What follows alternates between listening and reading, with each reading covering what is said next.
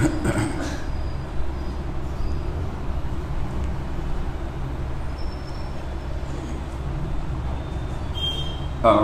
باللہ من الشیطان الرجیم بسم اللہ الرحمن الرحیم فَإِنْ آمَنُوا بِمِثْلِ مَا آمَنْتُمْ بِهِ فَقَدِ اهْتَدَوْا وَإِنْ تَوَلَّوْا فَإِنَّمَا هُمْ فِي شِقَاقٍ فَسَيَكْفِيكَهُمُ اللَّهُ وَهُوَ السَّمِيعُ الْعَلِيمُ صِبْغَةَ اللَّهِ وَمَنْ أَحْسَنُ مِنَ اللَّهِ صِبْغَةً وَنَحْنُ لَهُ عَابِدُونَ صدق اللَّهُ الْعَلِيُّ الْعَظِيمُ۔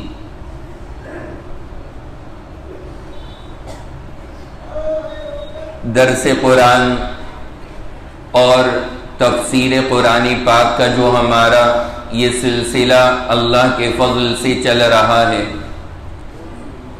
اس درس کے اندر اب تک اللہ کے فضل سے سورۃ البقرہ کی گزشتہ ہفتے آیت نمبر 136 تک ہماری باتیں مکمل ہو گئی ہیں، اور اس آیت مبارکہ تک کی جو وضاحت اور جو باتیں تھی تفصیل کے ساتھ میں گزشتہ ہفتے تک آپ کے سامنے عرض کی گئی۔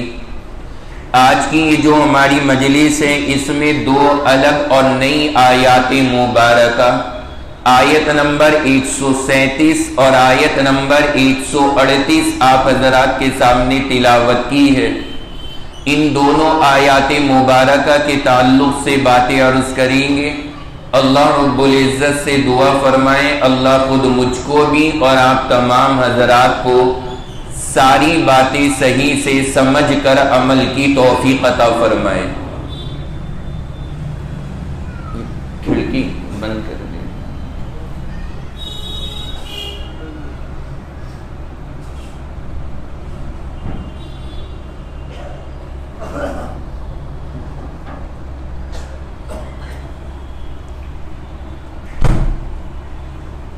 یہ جو دو آیات ہیں سورۃ البقرہ کی، آیت نمبر 137 اور آیت نمبر 138 جو آج آپ کے سامنے تلاوت کی گئی ہے، یہ دونوں ہی آیات مبارکہ، ان کا پہلے میں آپ حضرات کے سامنے ترجمہ عرض کر رہا ہوں، ترجمے کو ذرا ذہن نشین فرما لیں، اور پھر ترجمے سے فارغ ہونے کے بعد انشاءاللہ ان کے معنی اور مطلب آپ کے سامنے عرض کریں گے۔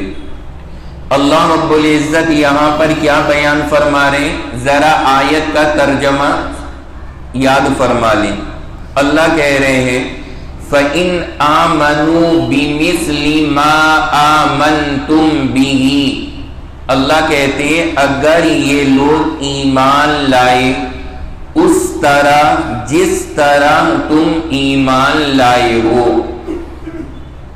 اگر یہ لوگ ایمان لے آئے اس طرح جس طرح تم ایمان لائے ہو، فَقَدِ اهْتَدَوْا، اللہ یہ ارشاد فرما رہے ہیں کہ پھر یقیناً یہ لوگ ہدایت پا جائیں گے۔ وَإِن تَوَلَّوْا فَإِنَّمَا هُمْ فِي شِقَاقٍ، اور اگر ان لوگوں نے اس بات کا انکار کر دیا، اس بات سے انہوں نے منہ پھیر لیا، اس بات کو انہوں نے نہیں مانا، فَإِنَّمَا هُمْ فِي شِقَاقٍ، تو پھر ایسی صورت میں یہ اختلاف اور ضد پر ہیں۔ فَسَيَكْفِيكَهُمُ اللَّهُ، آگے بیان فرمایا کہ عنقریب اللہ کافی ہے ان کے لیے، وَهُوَ السَّمِيعُ الْعَلِيمُ، اور اللہ ساری باتیں سننے والا بھی ہے اور جاننے والا بھی ہے۔ یہ ہے آیت نمبر 137۔ اس کے ترجمے کا یہ خلاصہ ذرا پھر سنیں، اس کو ذہن نشین فرما لیں۔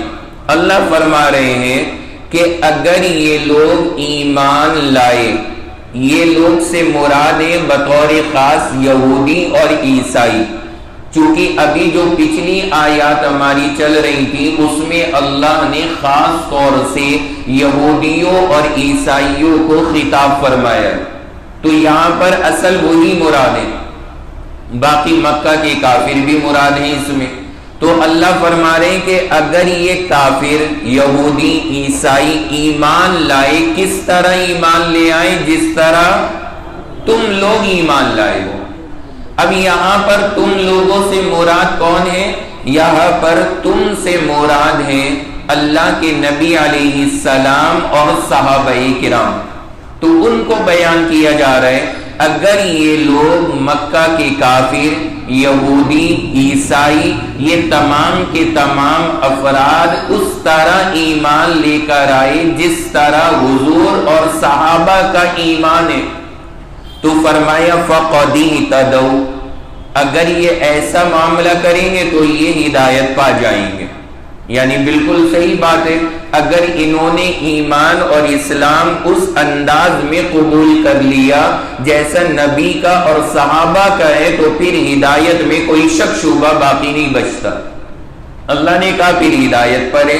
وَإِن تَوَلَّوْا، اور اگر یہ لوگ نہیں مانتے، آپ کی طرح ایمان نہیں لے کر کے آتے اور یہ اپنی مکاریوں پہ قائم ہیں، فَإِنَّمَا هُمْ فِي شِقَاقٍ، پھر تو یہ زبردستی کا جان کر اختلاف ڈالنا چاہ رہے ہیں اور کوئی ان کا مقصد نہیں ہے۔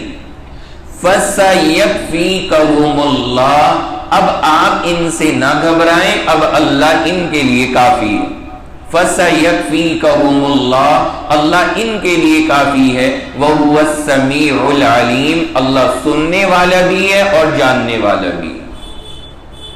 تو یاد ہو گئے آیت مبارکہ کا مضمون؟ اب ذرا آپ سنا دیں ہمیں۔ اللہ یہ ارشاد فرما رہے ہیں کہ اگر یہ لوگ ایمان لائے، یہ لوگ کا مطلب یہودی اور عیسائی تو اصل ہیں، باقی ان کے ساتھ مکہ کے کافر وہ بھی مراد ہیں، تو اگر یہ لوگ ایمان لائے کس طرح؟ جس طرح تم لوگ ایمان لائے۔ اب تم سے مراد کون ہے یہاں پر؟ حضور اور صحابہ، آپ دونوں کی جماعت یہاں پہ مراد ہے۔ تو اگر ایسا ایمان لے آئے تو اللہ نے کہا کہ یہ کس چیز پر ہے؟ ہدایت پر ہے، پھر کوئی شک نہیں ان کی ہدایت پر ہونے میں۔ لیکن اگر یہ ایسا ایمان نہ لائے، اس بات سے انہوں نے منہ پھیر لیا، اس بات سے روگردانی کر لی، چہرہ اس بات سے ہٹا لیا انہوں نے اور ایسا عمل نہ کیا، تو پھر اللہ نے فرمایا پھر یہ کس چیز میں ہے؟ اختلاف میں، جھگڑے میں، جان کر کے یہ یہاں پر اختلاف اور جھگڑا پیدا کرنا چاہتے ہیں۔ پھر ان کی کیفیت یہ ہے، پھر آپ اب ان کو چھوڑ دیجئے۔ پھر آگے اللہ نے کہا کہ پھر جو یہ لوگ نہیں ایمان لائیں گے ان کے لیے کون کافی ہے؟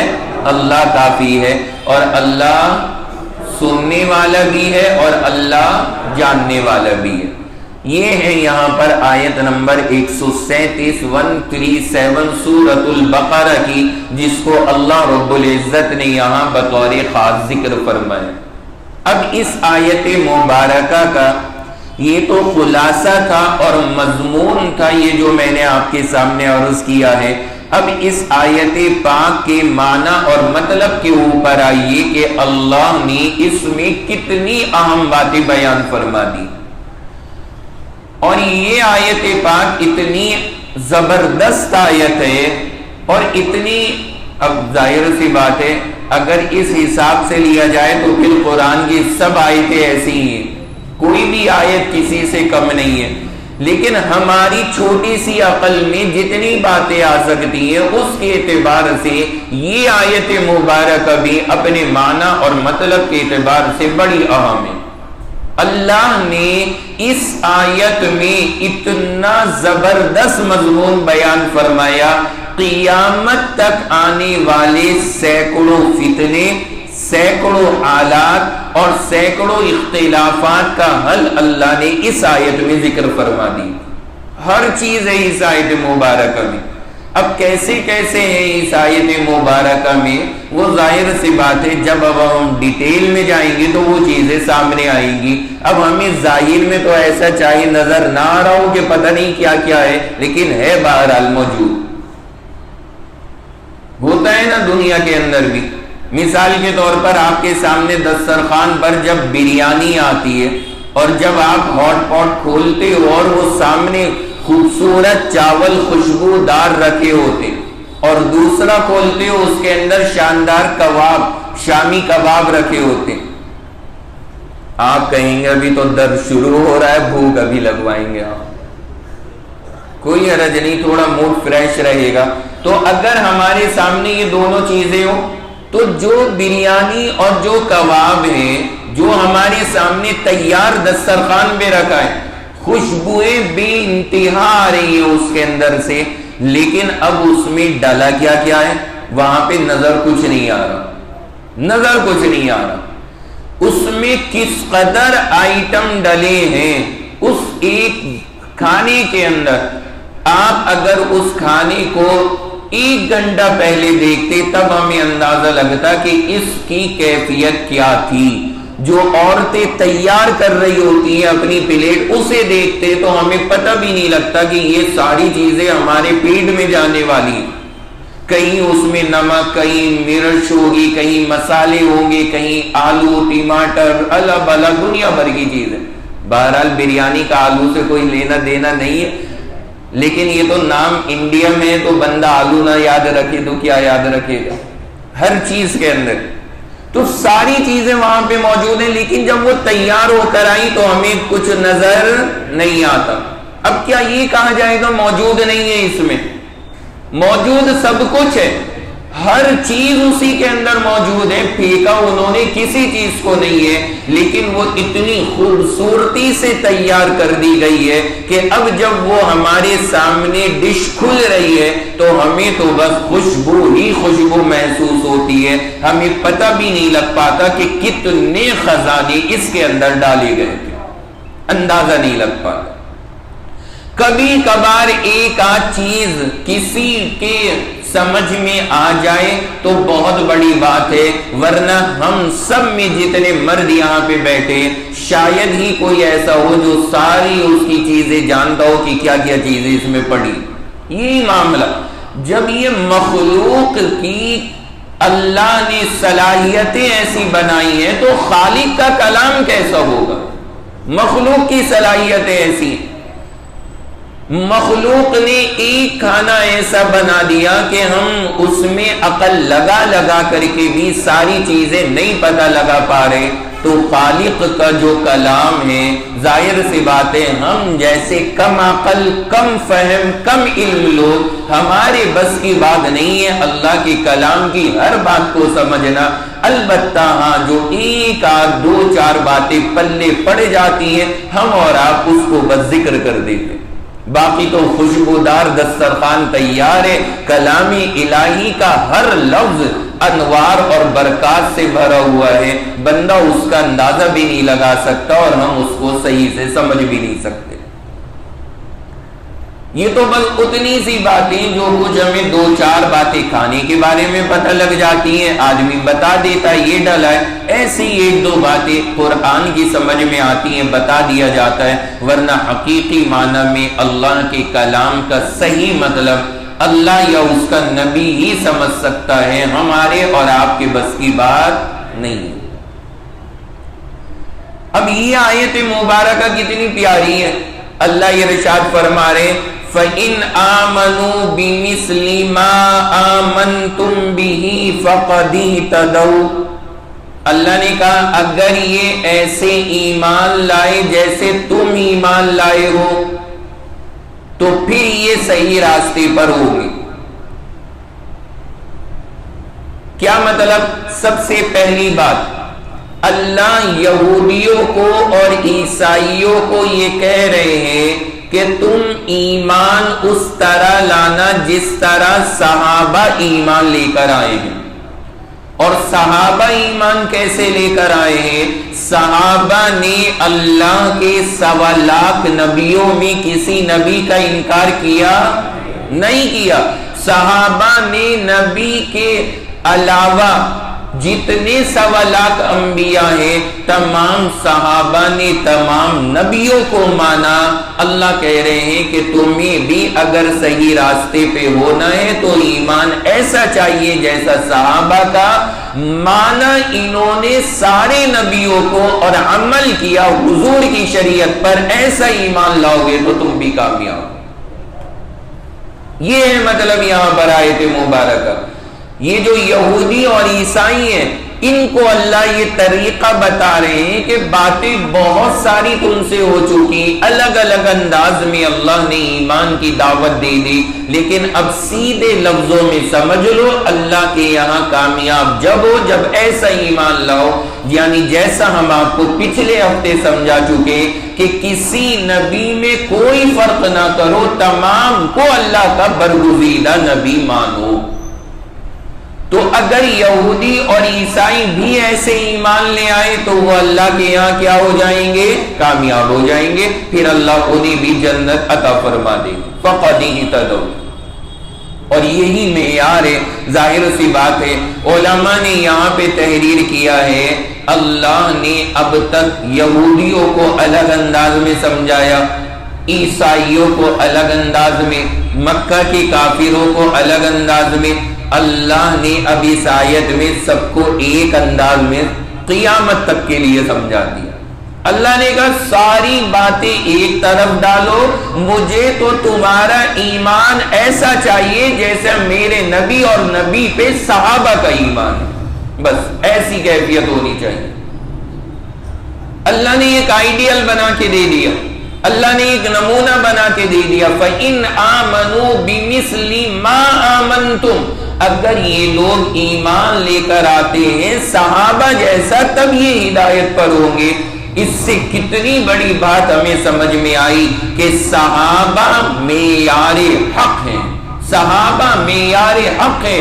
جو یہ بات کہی جاتی ہے کہ صحابہ حق کا معیار ہے, ویسے ہی ہوائی بات نہیں ہے. یہ سورۃ البقرہ کی آیت 137 میں اللہ کا یہ ارشاد ہے کہ اگر یہ لوگ ایمان صحابہ جیسا لے کر آئیں تب یہ اللہ کے یہاں کامیاب ہوں گے. صحابہ معیار ہے ہمارے ایمان کا.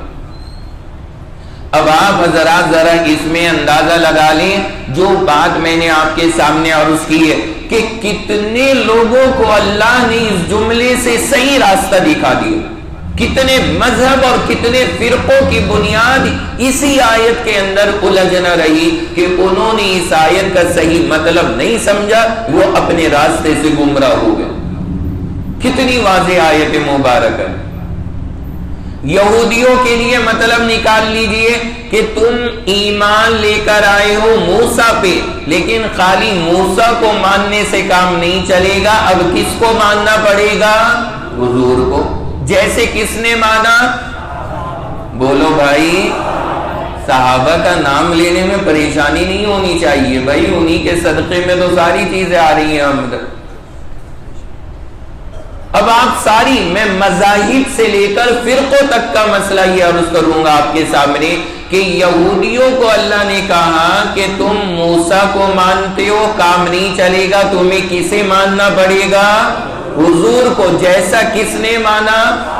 صحابہ نے حضور کو بھی مانا اور حضرت موسیٰ کو بھی مانا اور 1.25 لاکھ نبیوں کو بھی مانا. یہ معیار ہے اللہ کے یہاں پر. عیسائیوں کو کہا جا رہا ہے کہ تم مانتے ہو کس کو؟ حضرت عیسیٰ کو. ماننا صحیح ہے لیکن تمہیں ماننا پڑے گا کس کو؟ حضور علیہ السلام کو بھی. جیسے کس نے مانا؟ صحابہ نے. تب اللہ کے یہاں تم کامیاب ہو جاؤ گے. ہر ایک کو اللہ ایک آئیڈیل, ایک نمونہ بنا کر کے دے. مکہ کے کافروں کو خطاب ہے کہ تم اللہ کو مانتے ہو, اللہ پر تو ان کا بھی ایمان تھا, لیکن غیر اللہ کو بھی مانتے ہو, اللہ کے علاوہ کو بھی مانتے ہو, حضور کو نبی نہیں مانتے, تم کامیاب نہیں ہو. کامیاب ہونا ہے تو نبی کو اور اللہ کو ایسی ماننا پڑے گا جیسے کون؟ صحابہ مانتے, کامیاب ہو جاؤ گے. اور پھر یہ تمام باطل مذاہب کے بعد میں اللہ اگر ہم دیکھیں جتنے گمراہ فرقے ہیں سب کو ایک لائن کے اندر اللہ نے جمع فرما دیا، سب کو اللہ نے جمع فرما دیا۔ قادیانی بدبخت اور ملعون کیا کہتا ہے کہ حضور آخری نبی نہیں ہے، اللہ کے نبی آخری نبی نہیں ہے۔ اگر کوئی بندہ یہ عقیدہ رکھے وہ ایمان والا نہیں ہے، کیا کہلائے گا؟ وہ کافر، بدتر درجے کا کافر، انتہائی بدتر درجے کا کافر کہلائے گا۔ کیوں؟ وجہ کیا ہے؟ وجہ یہ ہے کہ ایمان لانا خالی کافی نہیں، ایمان ایسا ہونا چاہیے جیسا کس کا ہے؟ صحابہ کا، اور صحابہ نے حضور کو آخری نبی مانا ہے، لہذا ماننا پڑے گا، نہیں مانو گے تو کافر قرار دیے جاؤ گے۔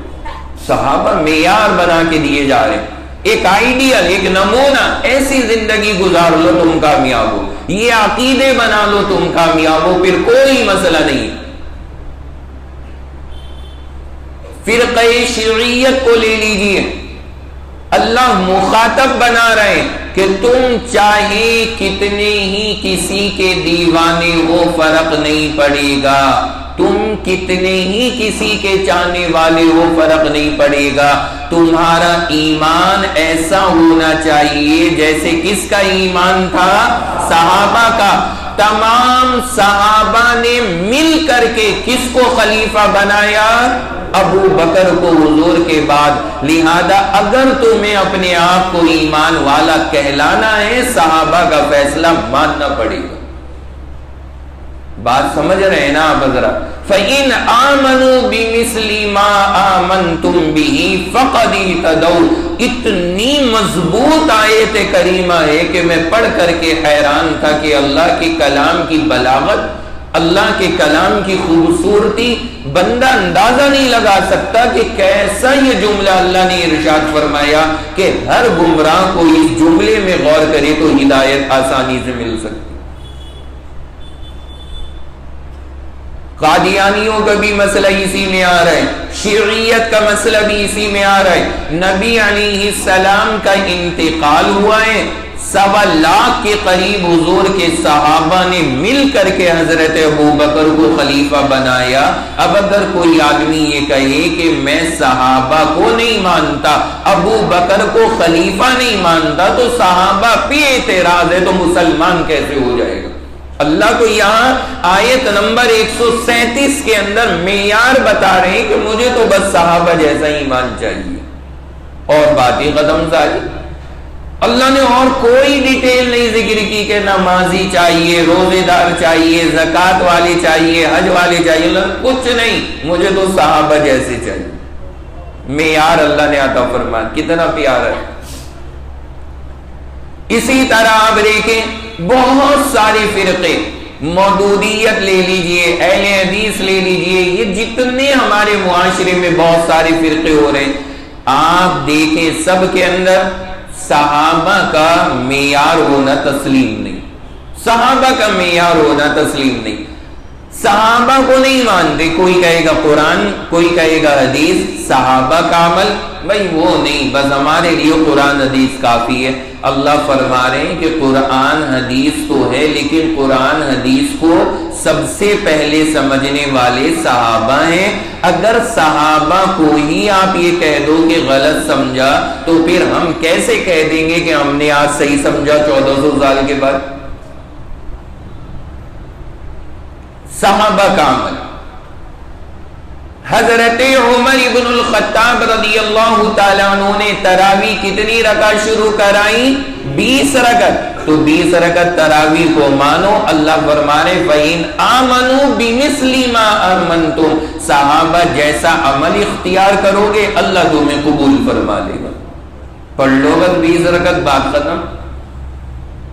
کتنا اللہ نے اس کے اندر فضل کا معاملہ فرمایا اور کتنا آسان طریقہ بتایا، اس سے آسان نہیں ہو سکتا تھا لوگوں کو سمجھانے کے لیے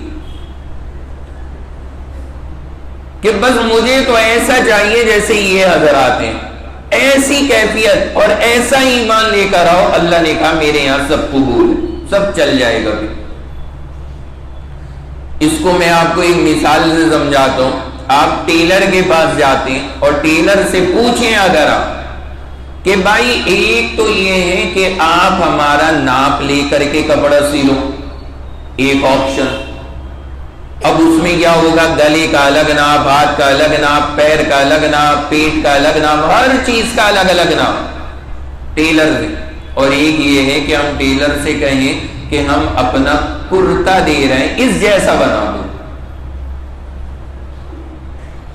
عقل لگانے کی ٹیلر کو ضرورت ہی نہیں، دماغ لگانے کی ضرورت ہی نہیں۔ ٹیلر سے کہا تمہیں فیتا نہیں اٹھانا، تمہیں اسٹیپ نہیں اٹھانا، کچھ مت اٹھاؤ، تم یہ کرتا لو اور جیسا یہ کرتا ہے ویسا بنا دو، بس اور کچھ نہیں چاہیے۔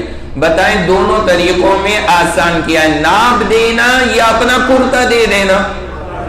کرتا دے دینا یقیناً آسان ہے۔ ٹیلر بھی کہے گا، اگر آپ اس سے کہیں کہ یہ دو آپشن ہے، ٹیلر کہے گا ہاں بھائی جلدی کرتا لے کر کے آ جا، سب سے آسان ہے، میں اس کی کاپی تیار کر دوں گا، یہ آسان ہے۔ اللہ نے کہا ڈیٹیل میں کب تک تم سمجھو گے، کون کون سی بات سمجھو گے، کیا دماغ میں رہے، کیا نکل جائے، کیا باقی رہے، کیا نہ رہے۔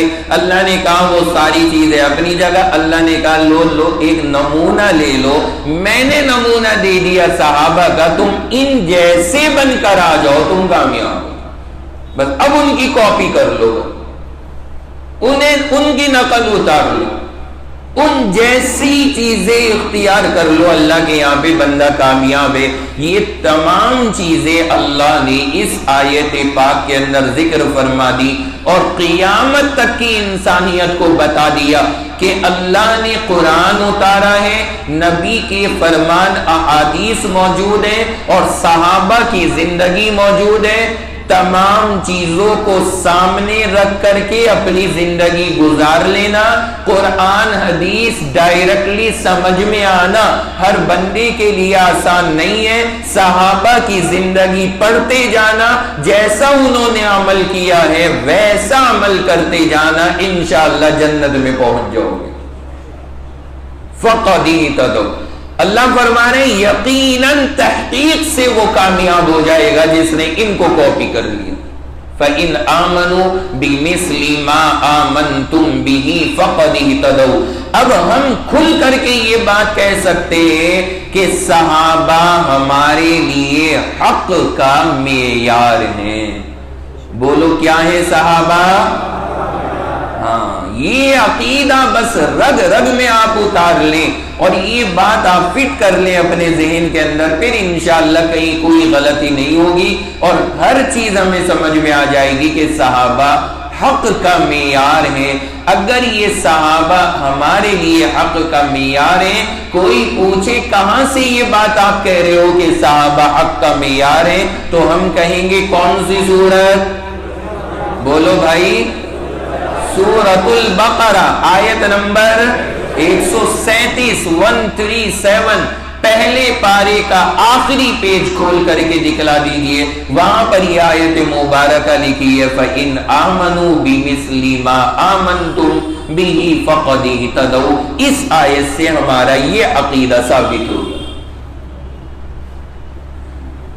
بھائی میرے سمجھ گئے نا آپ سارے کے سارے حضرات؟ یہ آیت کریمہ آپ اندازہ لگائیں اور آپ بھی ذرا غور کریں کہ کتنی اہم ہے ہمارے لیے، اور اللہ نے کتنے سارے عقیدوں کو اس میں ذکر فرما دیا، کتنی اچھی چیز اللہ نے ہمیں عطا فرما دی۔ اب آپ میں سے بہت سو کے ذہن میں ایک بات بھی آ رہی ہوگی کہ صحابہ جیسا ایمان اللہ نے کہا ہے کہ لے آؤ کامیاب ہو جاؤ گے، اب وہ کیفیت ہمارے اندر کہاں آنے والی ہے؟ اب یہ آپ یہ سوچ رہے ہوں گے، میں ابھی انشاءاللہ جواب دوں گا اس کا، یہ بھی سمجھائیں گے، ابھی بھی ترتیب چلتے رہیں۔ یہ اس لیے بتا دیا کہ کچھ حضرات بیچاری یہ سن کر کے نا آیت تھوڑا گھبرا سے جاتے ہیں کہ صحابہ جیسا ایمان چاہیے، تو اب بھائی ظاہر سی بات ہے اس معیار پہ ہم کیسے جا سکتے؟ وہ جو کوالٹی تھی ان حضرات کی وہ تو بہت اعلیٰ درجے کی تھی۔ اب اس کا کیا مطلب ہے وہ ابھی ہم سمجھائیں گے آپ کو، ابھی آپ ترتیب سے چلتے رہیں۔ تو پہلی بات تو میں نے یہ بتا دی کہ گویا کہ اللہ نے ہمیں ایک نمونہ دیا ہے کہ تم اللہ کے یہاں کامیاب ہونا چاہتے ہو تو کیسے بن کر آؤ؟ صحابہ جیسے۔ اب سنیں یہاں ایک مزے کی بات، ایک بندہ ہم کو ملا دہلی میں، اس سے ملاقات ہوئی، ملاقات ہونے کے بعد بات چیت شروع ہوئی۔ اب وہ تھے ذرا اپ ڈیٹ ورژن اور جدید خیالات والے، ان سے جب بات چیت شروع ہوئی ہماری، ایک ہمارے عزیز ہیں ان کے گھر پہ میں گیا ہوا تھا، بالکل دہلی کی جامع مسجد سے واکنگ ڈسٹینس پر بالکل تھوڑی سی دور ان کا گھر ہے، وہاں ہم لوگ بیٹھے تھے تو وہیں پہ وہ آ گئے۔ انہوں نے کہا لیجئے ملاقات آپ کی دونوں کی ہو گئی، ذرا اچھا ہے۔ میں نے کہا پتہ نہیں کیا ہوگا کہ اچھا ہے۔ اب جب وہ بیٹھے نا، انہوں نے بات چیت شروع کی کہ خیریت، میں نے کہا الحمدللہ، کہ آپ کس مکتب فکر سے تعلق رکھتے ہیں، میرے سے پوچھیں کہ آپ کس مکتب فکر سے تعلق رکھتے ہیں۔ میں نے کہا بھائی میں تو بڑا سیدھا سادہ نظریہ رکھتا ہوں کہ میرا جو تعلق ہے وہ نبی اور نبی کے صحابہ کے عقیدے اور عمل سے، سیدھا سا مسئلہ، نبی کے صحابہ، بس ہم تو ان کے لکیر کے فقیر ہیں، جو انہوں نے ہمارے سامنے کر کے دکھا دیا، ہم تو بس کوشش کرتے ہیں اس کی کاپی کرنے کی، اس کو نقل کرنے کی، بس اتنا ہے ہمارا، اس سے زیادہ گہری باتیں تو نہیں جانتے، بس یہ ہے۔ تو کہتے ہیں کہ اس کا مطلب کہ آپ یہ سمجھتے ہیں کہ ایمان کے لیے صحابہ ہمارے لیے معیار ہیں؟ میں نے کہا بالکل سمجھتا بھی ہوں اور عقیدہ بھی ہے، اور اگر کوئی یہ کہے کہ صحابہ کوئی معیار نہیں ہے تو میرے حساب سے کم وہ آدمی گمراہ تو ضرور قرار دیا جائے گا۔ آگے کے فتوے الگ لگیں گے، وہ بعد کی بات ہے، لیکن اسے گمراہ تو ضرور کہا جائے گا۔ پھر بولتے ہیں کہ یہ عقیدہ کہاں سے ثابت ہے کہ صحابہ معیار ہیں؟ میں نے پھر یہ آیت پڑھی، سورۃ البقرہ آیت 137، فَإِنْ آمَنُوا بِمِثْلِ مَا آمَنْتُمْ بِهِ، اللہ نے کہا اگر یہ لوگ ایمان لائے جیسے تم لوگ لائے ہو تو کامیاب ہو جاؤ گے، یہ سب کامیاب ہو جائیں گے۔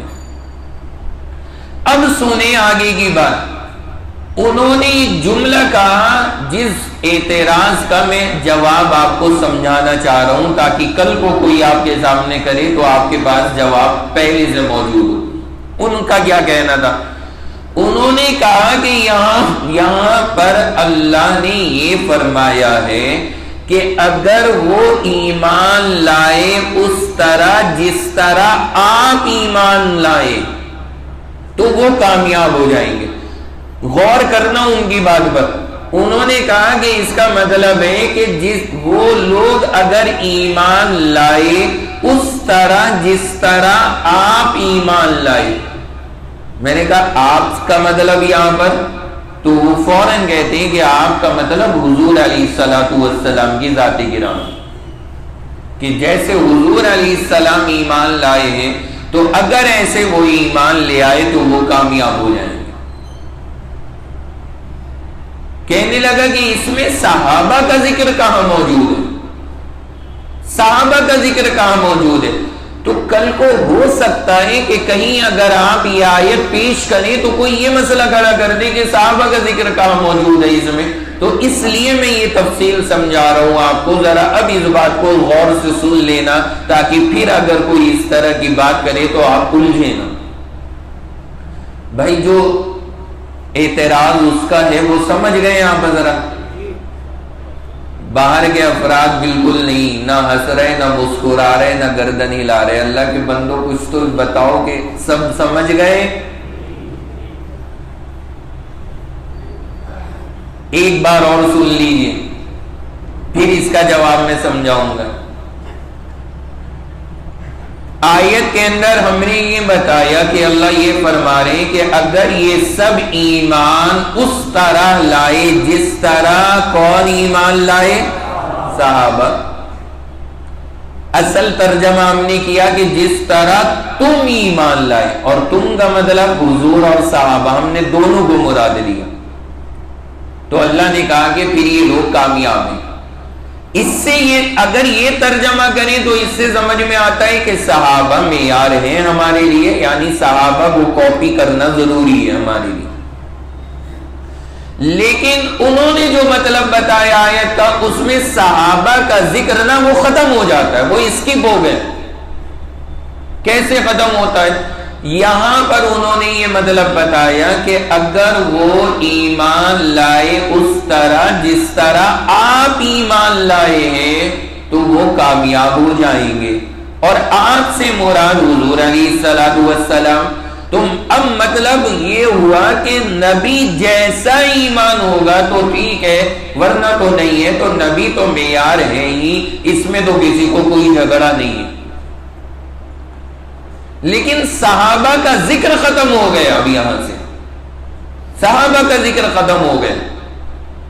اب جب انہوں نے یہ بات رکھی نا میرے سامنے، تو میں نے کہا چلو اللہ کا شکر ہے کہ یہاں پہ ان سے ملاقات ہو گئی. ہمیں پتہ تو لگا کہ یہ کہاں کہاں سے باتیں نکال سکتے. جب آدمی ملے گا دوسروں سے تو باتیں بھی پتہ لگ دی.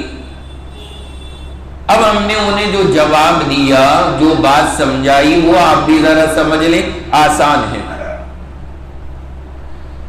آیت کے جو الفاظ ہیں نا، ذرا اس کو نوٹ کریں اپنے ذہن میں. اللہ فرما رہے فَإِنْ آمَنُوا، بولو بھائی. اس کا ترجمہ ہے اگر وہ ایمان لائے. کیا ترجمہ؟ بِمِثْلِ، اس جیسا، مَا آمَنْتُمْ، جیسا تم لے کر آئے. اب سارا جو مسئلہ ہے نا وہ ما آمنتم کے اندر ہے.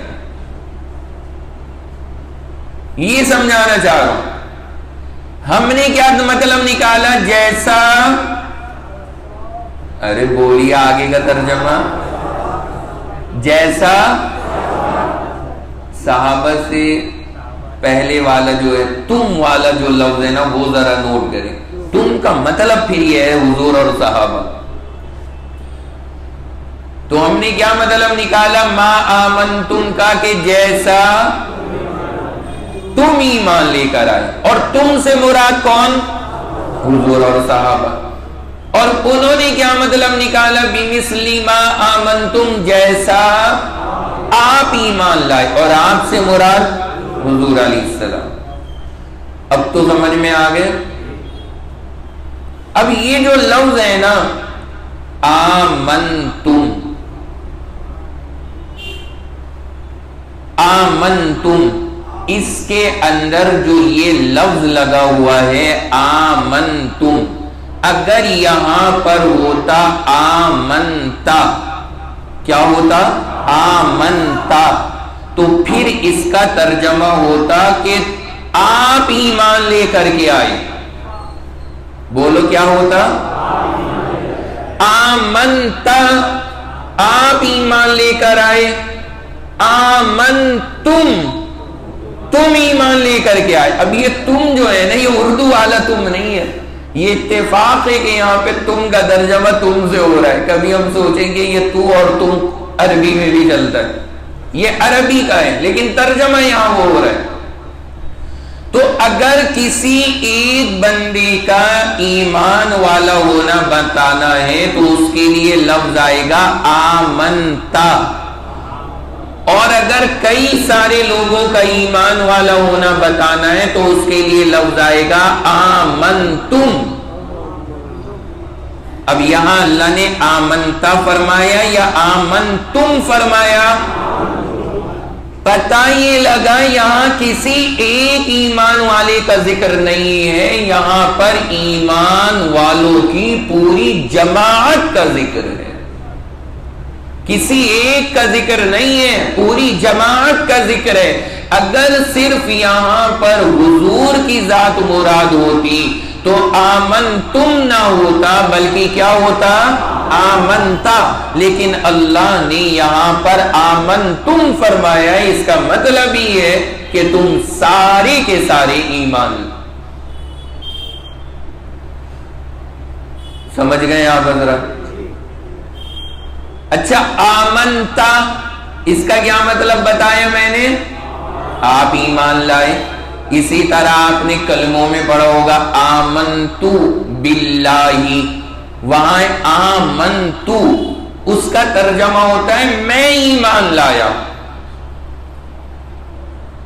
آمنتو آمنتو کا مطلب ہے میں ایمان لایا. آمنتا کا مطلب ہے آپ ایمان لائے. آمنتم کا مطلب ہے تم سب ایمان لائے. بھائی میرے سمجھ رہے ہیں نا سب؟ یہ فرق ہے عربی زبان کا. اور یہ عقیدے کا مسئلہ ہے, اس لیے میں باریکی سے سمجھا رہا ہوں, ورنہ اتنی گھجے کی یہاں ضرورت نہیں تھی, کیونکہ یہ ہمارے عقیدے سے جڑی ہوئی آیت ہے.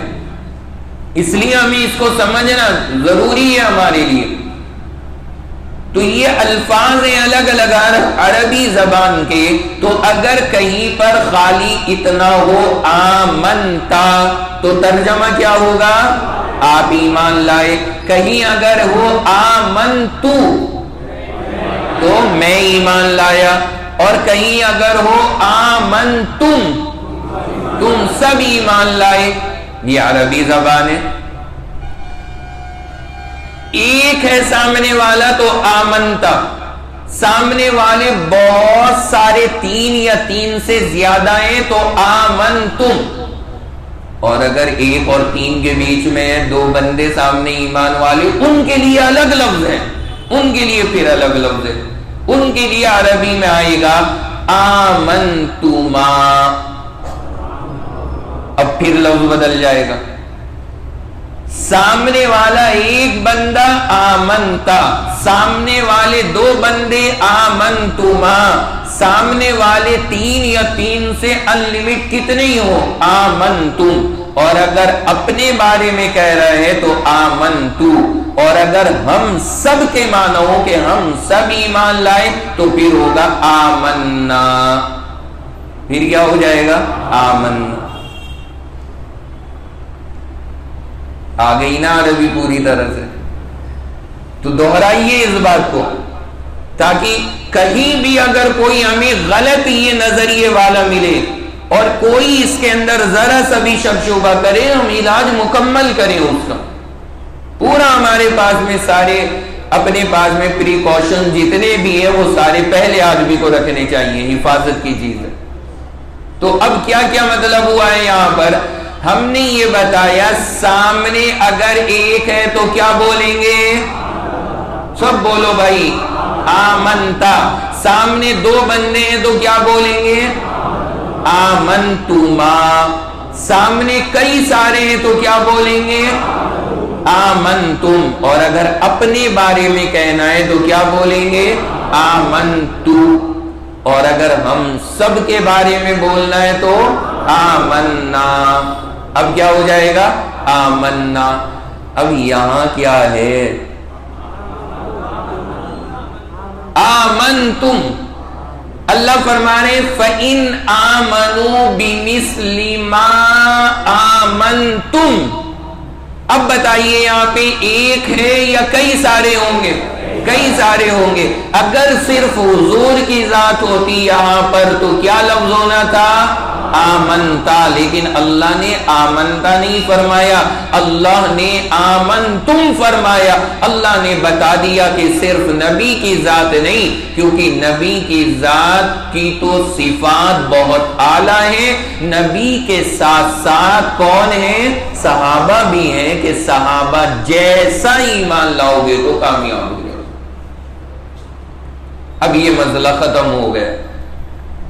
اب یہ پوری آیت ہمارے سامنے آ گئی ہے. فَإِنْ آمَنُوا بِمِثْلِ مَا آمَنْتُمْ بِهِ. اگر یہ ایمان لانے والے ایسا ایمان لے کر آئیں جیسے صحابہ کا ہے تو پھر وہ بندے کامیاب ہو جائیں. عقیدہ پختہ ہو گیا سب حضرات کو؟ اب چلیں آگے، اب اگلی بات پر آئیے، اب اپنا مسئلہ حل کریں۔ اب ایک ہمارے لیے تھوڑا سا مسئلہ ہو رہا ہے، ہمارے بہت سارے بھائی یہ مایوس ہو رہے ہیں کہ وہ کوالٹی کیسے آئے گی ہمارے اندر، کیونکہ اللہ نے یہ کہہ دیا صحابہ جیسا چاہیے، اب وہ کوالٹی ہم کہاں سے لائیں؟ اب اس کا ذرا مطلب سمجھیے کہ صحابہ جیسا جو کہا گیا ہے اس کا کیا مطلب ہے، اس کو ذرا سمجھ لیں آپ حضرات، پھر انشاءاللہ یہ مسئلہ اور کھل جائے گا۔ اس کا مطلب یہ ہے اللہ نے یہ فرمایا کہ اگر ایمان لانے والا صحابہ جیسا ایمان لائے، اب صحابہ جیسے کا مطلب یہ ہے جن جن باتوں پر، یہ میرے الفاظ یاد کیجئے گا، صحابہ جیسے ایمان کا کیا مطلب ہے، جن جن باتوں پر صحابہ کا ایمان ہے، یہ الفاظ یاد کریں، کیا کہا؟ ان باتوں پر اسی طرح ایمان لانا جس طرح ان باتوں پر صحابہ ایمان لائے، یہ مطلب ہے صحابہ جیسے ایمان کا۔ ابھی میں مثالیں دے کے سمجھاؤں گا، الفاظ نوٹ کر لیں، ذہن میں بٹھا لیں۔ میں نے کیا کہا؟ جن جن باتوں پر کس کا ایمان ہے؟ صحابہ کا، ان باتوں پر اسی طرح ایمان لاؤ جس طرح کون ایمان لائے؟ صحابہ۔ یہ مطلب ہے صحابہ جیسے ایمان کا۔ جن جن باتوں پر صحابہ کا ایمان تھا ان باتوں پہ ہمارا بھی ایمان ہونا چاہیے۔ کن باتوں پہ صحابہ کا ایمان تھا؟ اب یہی چیز ہے، یہودیوں سے کہا جا رہا ہے صحابہ حضرت موسیٰ کو بھی نبی مانتے تھے، حضور کو بھی نبی مانتے تھے، تم جب دونوں پہ صحابہ کا ایمان ہے تم بھی دونوں پہ لے کر آ جاؤ۔ جن جن باتوں پہ صحابہ کا ایمان ہے، تو صحابہ کا ایمان کسی خاص نبی پہ ہے یا سارے نبیوں پر ہے؟ سارے نبیوں پر ہے، تو ان سارے پہ ایمان لے کر کے آ جاؤ، اور جس طرح صحابہ ایمان لائے تھے اس طرح ایمان لاؤ۔ اس کو سمجھنے کے لیے ایک دوسری مثال، صحابہ نے تمام نبیوں کو نبی مانا، لیکن ساتھ میں سارے نبیوں کو انسان مانا۔ صحابہ نے نبیوں کو نبی مانا اور نبی ہونے کے ساتھ ساتھ کیا مانا؟ انسان مانا۔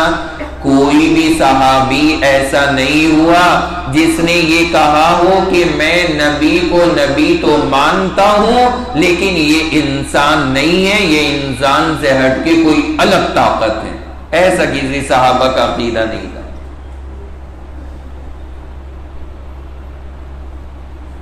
دونوں باتیں آ گئی ہیں اس کے اندر، صحابہ نے تمام نبیوں کو نبی مانا، ہم بھی تمام نبیوں کو نبی مانے، اور جس طرح صحابہ نے نبیوں کو نبی مانا اسی طرح ہم بھی ان نبیوں کو نبی مانے۔ تو صحابہ نے نبیوں کو نبی کس طرح مانا؟ انسان کہتے ہوئے مانا، لہذا ہمیں بھی چاہیے تمام نبیوں کو نبی مانے، کیا کہتے ہوئے؟ انسان کہتے ہوئے۔ یہ مطلب ہے، اب کوئی مشکل نہیں ہے، مسئلہ بالکل آسان ہو گیا۔ اب صحابہ جیسے ایمان کا مطلب سمجھ میں آ گیا۔ اب ظاہر سی بات ہے یہاں پہ وہ اخلاص مراد نہیں جو صحابہ کے اندر تھا، وہ تو بہت اعلیٰ درجے کی چیز ہے، یا وہ جو قوت ایمانی تھی وہ ایک الگ چیز ہے، لیکن صحابہ جیسے کا مطلب یہ ہے کہ صحابہ نے جو عقیدہ بنایا وہ عقیدہ تم بناؤ، صحابہ نے جو عقیدہ جس طرح بنایا اسی طرح وہ عقیدہ تم بھی بنا لو، تو صحابہ جیسا ایمان مان لیا جائے گا۔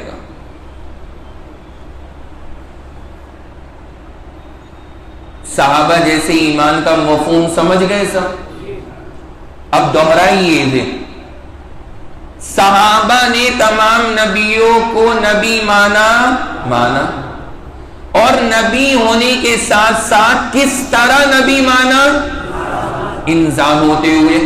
اب اگر کوئی آدمی تمام نبیوں کو نبی نہ مانے، وہ بندہ بھی صحابہ جیسے ایمان والا نہیں، جیسے یہودی اور عیسائی تمام نبیوں کو نہیں مانتے، صحابہ جیسے نہیں، یا تمام نبیوں کو نبی تو مانے لیکن اس طرح نہ مانے جیسے صحابہ نے مانا۔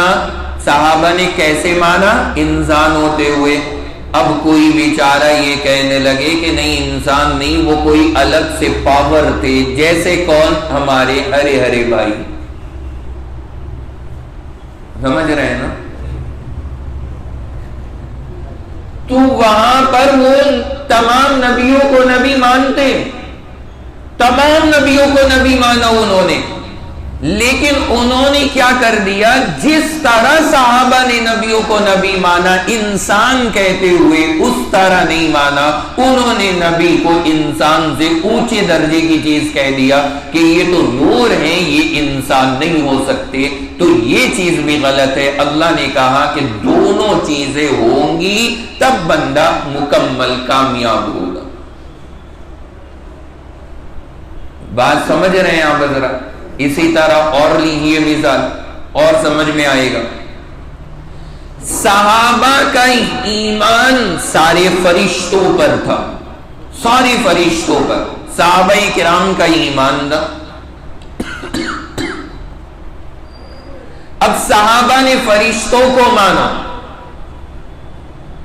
تو اب اگر ہمیں کامیاب ہونا ہے تو ہمیں کس کے اوپر ایمان لانا پڑے گا؟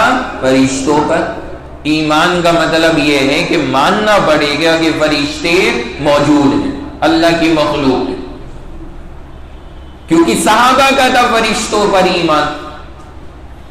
اب لیکن خالی یہ کہنا کافی نہیں ہے کہ فرشتے موجود ہیں، فرشتوں کو اس طرح سے ماننا پڑے گا جس طرح سے کس نے مانا؟ صحابہ نے۔ اب اگر فرشتوں کو تو مانے لیکن اس انداز میں نہ مانے تو بھی بندہ گمراہ ہے۔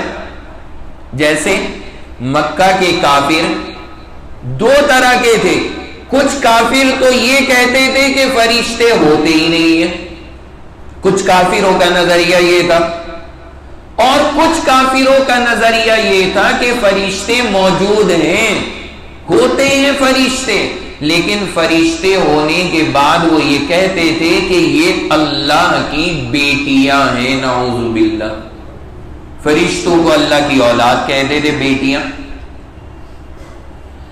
اب جو مکہ کے کافر یہ کہہ رہے فرشتے ہے ہی نہیں، وہ بھی صحابہ جیسے ایمان والے نہیں ہیں۔ کیوں نہیں ہو سکتی؟ اس لیے نہیں کہ صحابہ فرشتوں کو مانتے ہیں یا نہیں مانتے، مانتے ہیں۔ تو فرشتوں کا انکار کرنے والا ظاہر سی بات ہے ہدایت پر نہیں ہو سکتا۔ اچھا، فرشتوں کو مان کے انہیں اللہ کی بیٹیاں کہنے والا وہ بندہ بھی ہدایت پر نہیں ہو سکتا، کیونکہ یہاں پر صحابہ نے فرشتوں کو تو مانا لیکن انہیں اللہ کی بیٹیاں نہیں مانا۔ تو ہدایت پر ہونا ہے تو فرشتوں کو مانو اور اس طرح مانو جیسے فرشتوں کو صحابہ نے مانا، یعنی انہوں نے کہا کہ یہ اللہ کی مخلوق ہے، بیٹیاں نہیں ہے۔ تو اگر کوئی یہ عقیدہ بنائے گا تو وہ صحیح ہے، اور بیٹیاں کہے گا تو پھر گمراہ ہو جائے گا، پھر غلط ہے۔ تو یہ مطلب ہے فَإِنْ آمَنُوا بِمِثْلِ مَا آمَنْتُمْ بِهِ فَقَدِ اهْتَدَوْا۔ آپ ذرا غور کریں کہ اس آیت مبارکہ میں اللہ نے کس قدر علم کی باتیں اور کس قدر گہرائی والی باتیں بیان فرما رکھی۔ یہ جو باتیں ہم ساری سن رہے ہیں کس قدر ہمارے عقیدے کے لیے اہم اور ضروری ہیں۔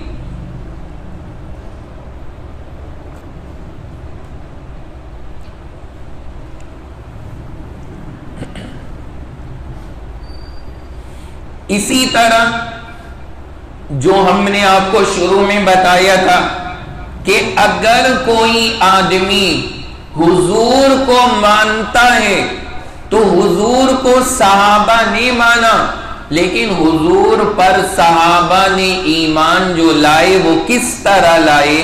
اس طرح لائے کہ صحابہ نے حضور کو مانا اور آخری نبی ہوتے ہوئے مانا۔ حضور کو نبی مانا اور کیسے مانا؟ آخری نبی ہوتے ہوئے مانا۔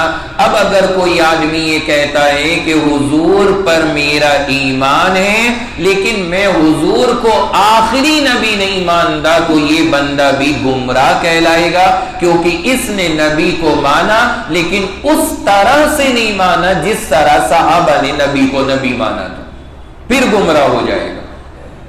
تو یہ اللہ نے ہمیں اور آپ کو جو آیت عطا فرمائی ہے اور جو یہ مضمون ہے اس آیت مبارکہ کا، اللہ کا فضل ہے اور اللہ کا کرم ہے کہ اللہ نے اتنے چھوٹے سے لفظ میں ہمیں اور آپ کو ایمان کا سارا معیار بتا دیا، جو یہ اس مجلس میں نے آپ کے سامنے عرض کر دیا۔ بھائی باتیں ساری یاد ہو گئی یا نہیں ہو گئی؟ یہ آج کی باتیں ہیں تو تھوڑی منطقی انداز کی، لیکن ہیں ایمان کے لیے بڑی ضروری، ہجے والی باتیں ہیں، لیکن اگر انہیں چھوڑ دیں تو ظاہر سی باتیں پھر عقیدے کی وضاحت نہیں ہو پاتی ہے۔ تو ان باتوں کو اس لیے ہم کھول کر کے بتا رہے ہیں تاکہ عقیدہ ہمارا مکمل طریقے پر محفوظ رہے، تاکہ ہم ان بارے میں کوئی غلطی نہ کرنے پائیں۔ اس کے بعد یہ تو پہلا مطلب تھا اس آیت پاک کا جو یہ آپ نے سنا۔ اب آئیے دوسرے مطلب پر، دوسرے مفہوم پر آیت مبارکہ کے۔ پہلے اسے آپ ذرا مجھے خلاصہ سنا دیں، مجھے تسلی ہو جائے گی، پھر دوسرا شروع کروں گا آپ کے سامنے۔ اللہ نے یہاں پر کیا بات ارشاد فرمائی؟ سب سے پہلے کہا کہ اگر یہ لوگ ایمان لائے کس طرح؟ جس طرح، سب بولنا بھائی تاکہ یاد ہو جائے، جس طرح صحابہ ایمان لائے تو کیا ہو جائیں گے؟ کامیاب ہو جائیں گے۔ اس پر میں نے عرض کیا آپ کے سامنے کہ اللہ نے ہمیں نمونہ دیا کہ ہمارے لیے معیار حق کون ہے؟ صحابہ ہیں، کہ جیسا ان کا معاملہ ہے ویسا تم بنا لو، اللہ کے یہاں کامیاب ہو جاؤ گے۔ اس کے بعد میں نے عرض کیا آپ کے سامنے کہ صحابہ جیسے ایمان کا مطلب کیا ہے وہ بتایا، کہ جیسے کا مطلب یہ ہے کہ جن جن باتوں پر کس کا ایمان تھا؟ صحابہ کا، اور جس جس طرح ایمان تھا۔ بس یہ دو باتیں یاد رکھنا، جن جن باتوں پر صحابہ کا ایمان تھا اور جس جس طرح کا، اس طرح اگر ہم نے ایمان قبول کر لیا تو بندہ ہدایت پا جائے گا۔ کہیے پورا جملہ۔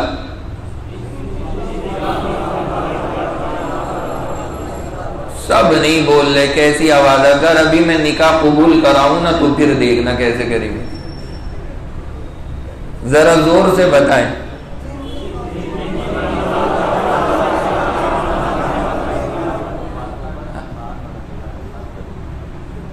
ہاں، تو یہ ہماری پوری بات ہو گئی۔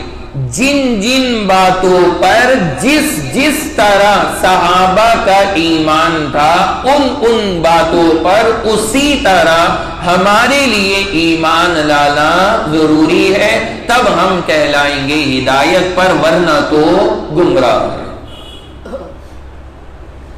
اچھا، یہ یہاں پر اگر کوئی یہ نقطہ نکالے کہ یہاں پر تو صرف یہ کہا کہ حضور جیسا ایمان، تو اس کا جواب میں نے کہا کہ نہیں، خالی حضور والا مقصد نہیں ہو سکتا یہاں پر، کیونکہ اگر صرف نبی کی ذات مراد ہوتی تو لفظ کیا آنا تھا؟ آمنتا، لیکن اللہ نے کیا فرمایا؟ آمنتم، اور اس کا مطلب پوری جماعت ہوتی ہے، ایک بندہ نہیں ہوتا۔ اس سے صحابہ کا معیار ہونا صاف ہو گیا۔ دوسرا مطلب یہاں پر بڑی پیاری بات علماء نے لکھی ہے تفسیر کی کتابوں میں، بالکل ہٹ کے ایک نیا مضمون فرمایا، یہودیوں سے اور عیسائیوں سے ان کے بارے میں اللہ یہ کہہ رہے ہیں کہ اگر یہ اپنی کتابوں پر اب وہ پچھلا مطلب نا بالکل ذرا سائیڈ میں کر لینا. اب یہ دونوں تار ٹچ نہیں ہونے چاہیے ورنہ تو کرنٹ کہیں سے کہیں جائے گا, وہ مطلب پھر ادھر ادھر ہو جائے گا. اب بالکل نیا مطلب ہے یہ. ایک مطلب تو آیت کا وہ سن لیا آپ نے جو پڑھا, آج تک ہم نے بھی پڑھا تھا. یہ آپ حضرات کی برکت ہے, اللہ آپ لوگوں کو بھی جزائے خیر دے کہ آپ کی برکت سے ہمیں بھی بہت ساری باتیں سیکھنے کو ملتی. جب مطالعہ کیا تو یہ بات نہیں سامنے آئی. تفسیر کی کتابوں کے اندر موجود ہے. کیا لکھا ہے؟ آیت کا دوسرا مطلب یہ ہے کہ اللہ یہ فرما رہے ہیں کہ یہودی اور عیسائی اگر یہ اپنی کتابوں پر اس طرح ایمان لے آتے جس طرح صحابہ قرآن پر لائے ہیں تو پھر یہ حضور کے اوپر بھی ایمان لے آتے. یہ مطلب بالکل الگ ہو گئے. فَإِنْ آمَنُوا بِمِثْلِ مَا آمَنْتُمْ بِهِ, اگر یہ لوگ ایمان لے آتے اپنی کتابوں پہ, تورات اور انجیل پر, کس طرح؟ جس طرح صحابہ قرآن پر لائے ہیں تو پھر یہ لوگ بھی حضور کو نبی مان لیتے. اگر یہ اپنی کتابوں پر ایمان لے آتے جیسے صحابہ قرآن پہ لائے. اب یہ بالکل ایک نیا مطلب ہے. کیا مطلب نکل رہا ہے یہاں پہ ذرا سمجھیے. صحابہ نے جب قرآن کے اوپر ایمان لے آئے تو کوئی کمپرومائز کیا قرآن سے بھی؟ چاہے جناب ان کی جانیں چلی گئیں یا انہیں کتنی بڑی قربانیاں پیش کرنی پڑی, جب صحابہ نے ایک بار نبی کا کلمہ پڑھ لیا پھر دنیا کی کوئی طاقت قرآن کے اوپر کوئی آیت تو دور ایک حرف کے اوپر عمل سے نہیں روک سکی. کتنا ہی ناگوار گزرا, ہر چیز کے اوپر عمل کر کے دکھایا, ہر چیز پر.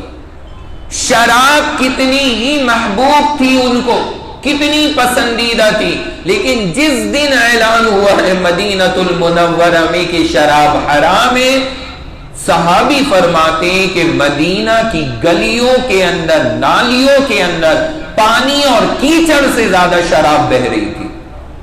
توڑ توڑ کر کے پھینک دیے مٹکے صحابہ نے کہ جس دن آیت اتری ہے حرام ہونے کی, اب چاہے جان چلی جائے ہاتھ نہیں لگا سکتے اسے. ان کی زندگیاں اٹکی ہوئی تھی شراب پہ, شراب کے بغیر ان کے لمحات نہیں گزرتے تھے. آیت اتری, کتنی محبوب ہے, لات مار دی, نالیوں میں بہا دیا, سارے مدینہ کی نالیوں میں شراب بہی. اللہ کہہ رہے ہیں جیسے یہ صحابہ قرآن کو مانتے دل و جان سے, اگر یہ یہودی اور عیسائی اپنی کتابوں کو مانتے تو یہ حضور پر ایمان ضرور لے کر کے آتے.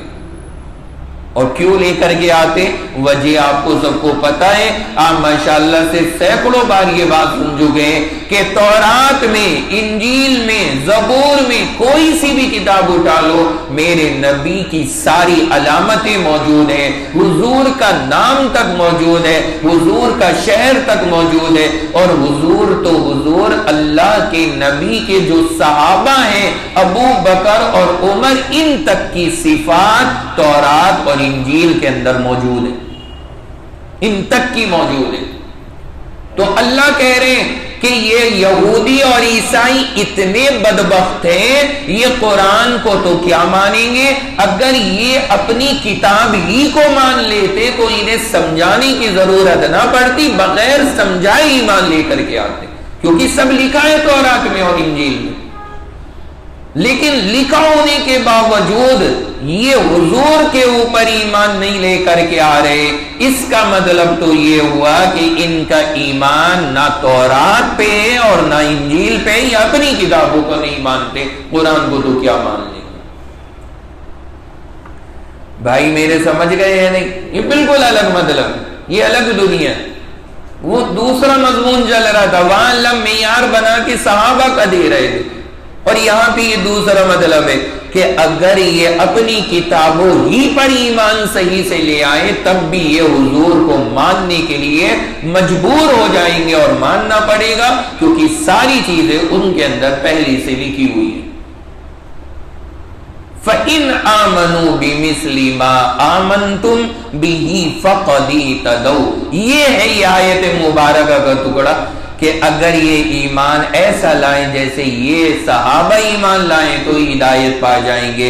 وَإِن تَوَلَّوْا فَإِنَّمَا هُمْ فِي شِقَاقٍ، اور اگر نہ مانے اور نہ سدھرے تو پھر یہ ضد ہے ان کی، اختلاف ڈالنا ہی مقصد ہے، ہٹ دھرمی ہے، اس کے علاوہ کچھ اور نہیں کہا جا سکتا۔ پھر آخر میں اللہ نے فرما دیا فَسَيَكْفِيكَهُمُ اللَّهُ، میرے نبی اب آپ فکر نہ کرنا، آپ فکر نہ کرنا، جتنے طریقے ان کو ایمان لانے کے ہو سکتے تھے آپ خود بھی سن رہے ہیں، سارے حضرات یہاں پر کب سے اللہ کتنی آیتوں میں کتنی طرح انہیں سمجھا چکے، کتنی طرح، ہر انداز کے اندر سمجھا کے دیکھ لیا، اور یہاں یہ آخری جملہ اللہ نے کہہ دیا کہ بس ساری باتیں ختم، تم صحابہ کو کاپی کر لو، اب اس کے بعد بھی اگر تمہاری کھوپڑی میں نہیں آ رہا تو اللہ نے فرمایا نبی اب آپ ان سے نہ گھبرائیں، ان سے نہ ڈریں، اب ان کو چھوڑیں اور مجھے چھوڑیں، اب اللہ ان سے نمٹنے کے لیے کافی، اب میں نپٹوں، اللہ خود فرما رہا ہے فَسَيَكْفِيكَهُمُ اللَّهُ، اللہ کافی ہے ان کے لیے۔ تو اللہ کے نبی کو تسلی دی جا رہی ہے، چاروں طرف یہودیوں نے گھیر رکھا ہے، چاروں طرف عیسائی ہیں، چاروں طرف کافر ہیں، وہ ایمان لانے کو تیار نہیں ہے، مسلمان ہونے کو تیار نہیں، تو حضور کو تسلی ہے نبی آپ مت گھبرانا، آپ مایوس مت ہونا، آپ نے اپنا کام کر دیا، ہر طرح سے بات پہنچا دی، اب اللہ ان سے نمٹ لے گا، اللہ کافی۔ فَسَيَكْفِيكَهُمُ اللَّهُ، یہ اللہ کا وعدہ۔ اور جناب اللہ نے اپنا وعدہ پورا بھی حضوری کی زندگی میں کر کے دکھایا۔ یہ جو یہودی اور عیسائی تھے جو ایمان لانے والے تھے وہ ایمان لے کر کے آگے، لیکن جو نہیں مانے اللہ نے ان سے نمٹ لیا۔ کیا ہوا ہے ان کا؟ جو ان کے قبیلے تھے وہاں پہ مدینۃ المنورہ میں، بنو قریظہ، بنو نذیر، کسی کو ختم کر دیا گیا، کسی کو وہاں سے نکال دیا گیا، اور کسی کو جلا وطن کر دیا گیا، سب کو نکال کر کے باہر کر دیا گیا، اور جو کچھ بچی کسی کسر تھی وہ اللہ کے نبی کے دوسرے خلیفہ حضرت عمر رضی اللہ عنہ نے پوری فرما دی، سب کا بوری بستر باندھ کے کہ نکل جاؤ، اب کبھی زندگی میں یہاں نظر مت آنا، سب کو روانہ کر دی۔ حضرت عمر نے جب ان کے بوری باندھی تو پتہ ہے کیا کہتے تھے؟ یہاں پہ تو ہمیں حضور نے رکھا تھا، حضور نے انہیں آبادیوں سے نکلوا کے باہر نکال دیا تھا، الگ رہو جا کے۔ حضرت عمر نے انہیں وہاں سے بھی بتایا کہ یہاں سے بھی نکلو، تم یہاں بھی رہنے کے قابل ہو۔ تو حضرت عمر کو کہتے تھے کہ حضور نے رکھا ہے اور آپ نکلوا رہے ہیں۔ حضرت عمر فرماتے تھے کہ مجھے زیادہ پتا ہے میرے نبی کیا چاہتے تھے، حضور کی منشا یہی تھی، لہذا چپ چاپ نکل جاؤ ورنہ خیریت نہیں۔ بیچاروں کو ایسے نکلنا پڑا ہے جو آج یہ سب مل کے آپ کے خلاف کھڑے، یہ وجہ۔ لیکن اللہ کا قرآن اس دن بھی یہ کہہ رہا تھا فَسَيَكْفِيكَهُمُ اللَّهُ، اور یہ آیت آج بھی موجود ہے فَسَيَكْفِيكَهُمُ اللَّهُ، اللہ سارے دشمنوں کے لیے کافی ہے، اللہ سب دشمنوں سے نمٹ لے گا، لیکن کاش کہ وہ شرط ہے بِمِثْلِ مَا آمَنْتُمْ، وہ کوالٹی اپنے اندر پیدا کریں، وہ جذبہ، وہ ہمت پیدا کریں جو صحابہ کی اندر ایمانی کیفیت تھی، معیار وہی۔ فَسَيَكْفِيكَهُمُ اللَّهُ، اللہ نے یہ یہاں جملہ فرمایا، آخر میں کہا وَهُوَ السَّمِيعُ الْعَلِيمُ، اللہ ہر بات کو سننے والا ہے، ہر بات کو جاننے والا ہے۔ یہ جملہ یہاں اللہ کیوں کہہ رہے ہیں؟ اللہ تو سننے والا ہے، اللہ جاننے والا ہے، پتہ ہی ہے، لیکن یہاں پہ یہ بات کہنے کی ضرورت کیا پیش آئی؟ یہودی اور عیسائی چھپ چھپ کے اللہ کے نبی کے خلاف میٹنگ کرتے تھے، چھپ چھپ کر کے. اور ایک بندے کو نا گیٹ پہ کھڑا کرتے تھے کہ دیواروں کے کان ہوتے ہیں نا, کہ کبھی کوئی کان لگا کے سن لے. اللہ نے کہا ظالموں کتنوں کو کھڑا کر لو تم, وَهُوَ السَّمِيعُ. نبی چاہیے نہ سنے لیکن اللہ سن رہا ہے, اللہ سن رہا ہے. تم کرو مشورہ یہاں پہ, کتنی پبلک باہر کھڑی کر لو, اللہ نے تو سن لیا نا. تمہارا مشورہ ختم ہوگا, ادھر جبرائیل آ کے حضور کو سب بتا دیں گے یہ بل پاس ہوا ہے. وَهُوَ السَّمِيعُ, اللہ سن رہا ہے. العلیم, اللہ جاننے والا بھی ہے. علماء نے اس پہ بھی عجیب بات لکھی کہ تم اگر زبان نہ بھی چلاؤ, اگر زبان چلاؤ گے اللہ بات سنے گا. زبان نہ چلا کر کے اگر دل کے اندر تم چالیں بناؤ گے اور حضور کی مخالفت کی چالیں چلو گے, اللہ سمیع بھی ہے, اللہ علیم بھی ہے. بولو گے تو اللہ سن لے گا, نہیں بولو گے دل میں باتیں بناؤ گے اور دل میں حضور کے خلاف کرو گے, اللہ وہ دل کی باتوں کو جان لے گا. لہذا تم اللہ کی پکڑ سے نہیں بچ سکتے, تم اللہ کی گرفت میں آؤ گے اور نبی کے خلاف تمہاری کوئی تدبیر کامیاب نہیں ہو سکتی. وَهُوَ السَّمِيعُ الْعَلِيمُ, اللہ نے کہا اللہ سننے والا بھی ہے, جاننے والا بھی ہے. اب اللہ کی کتنی ساری صفات ہیں, اس میں سے یہ صرف 2 ذکر کی گئی, سمیع اور علیم. وجہ یہاں آپ نے سمجھ لی کیا وجہ ہے کہ یہاں پہ ان کے مشورے ہوتے تھے. اللہ نے کہا یہ مت سوچنا کوئی نہیں سن رہا, اللہ ہے سننے والا. العلیم, تم زبان نہ بھی چلاؤ, دل میں بھی اگر حرکتیں کرو گے اللہ تمہارے دلوں کو بھی جاننے والا ہے. یہ ہے سورۃ البقرہ کی آیت 137 137. ارادہ تھا 138 بھی پڑھنے کا لیکن وقت ہمارا مکمل ہو گیا, تو 137ویں آیت اللہ کے فضل سے آج ہم نے پڑھ لی. اس میں جو عقیدے ہیں اور جو بنیادی باتیں کتنی اہم ہیں, یہ آج کی باتیں ہمارے لیے سب ہم نے ذکر کر دی ہیں.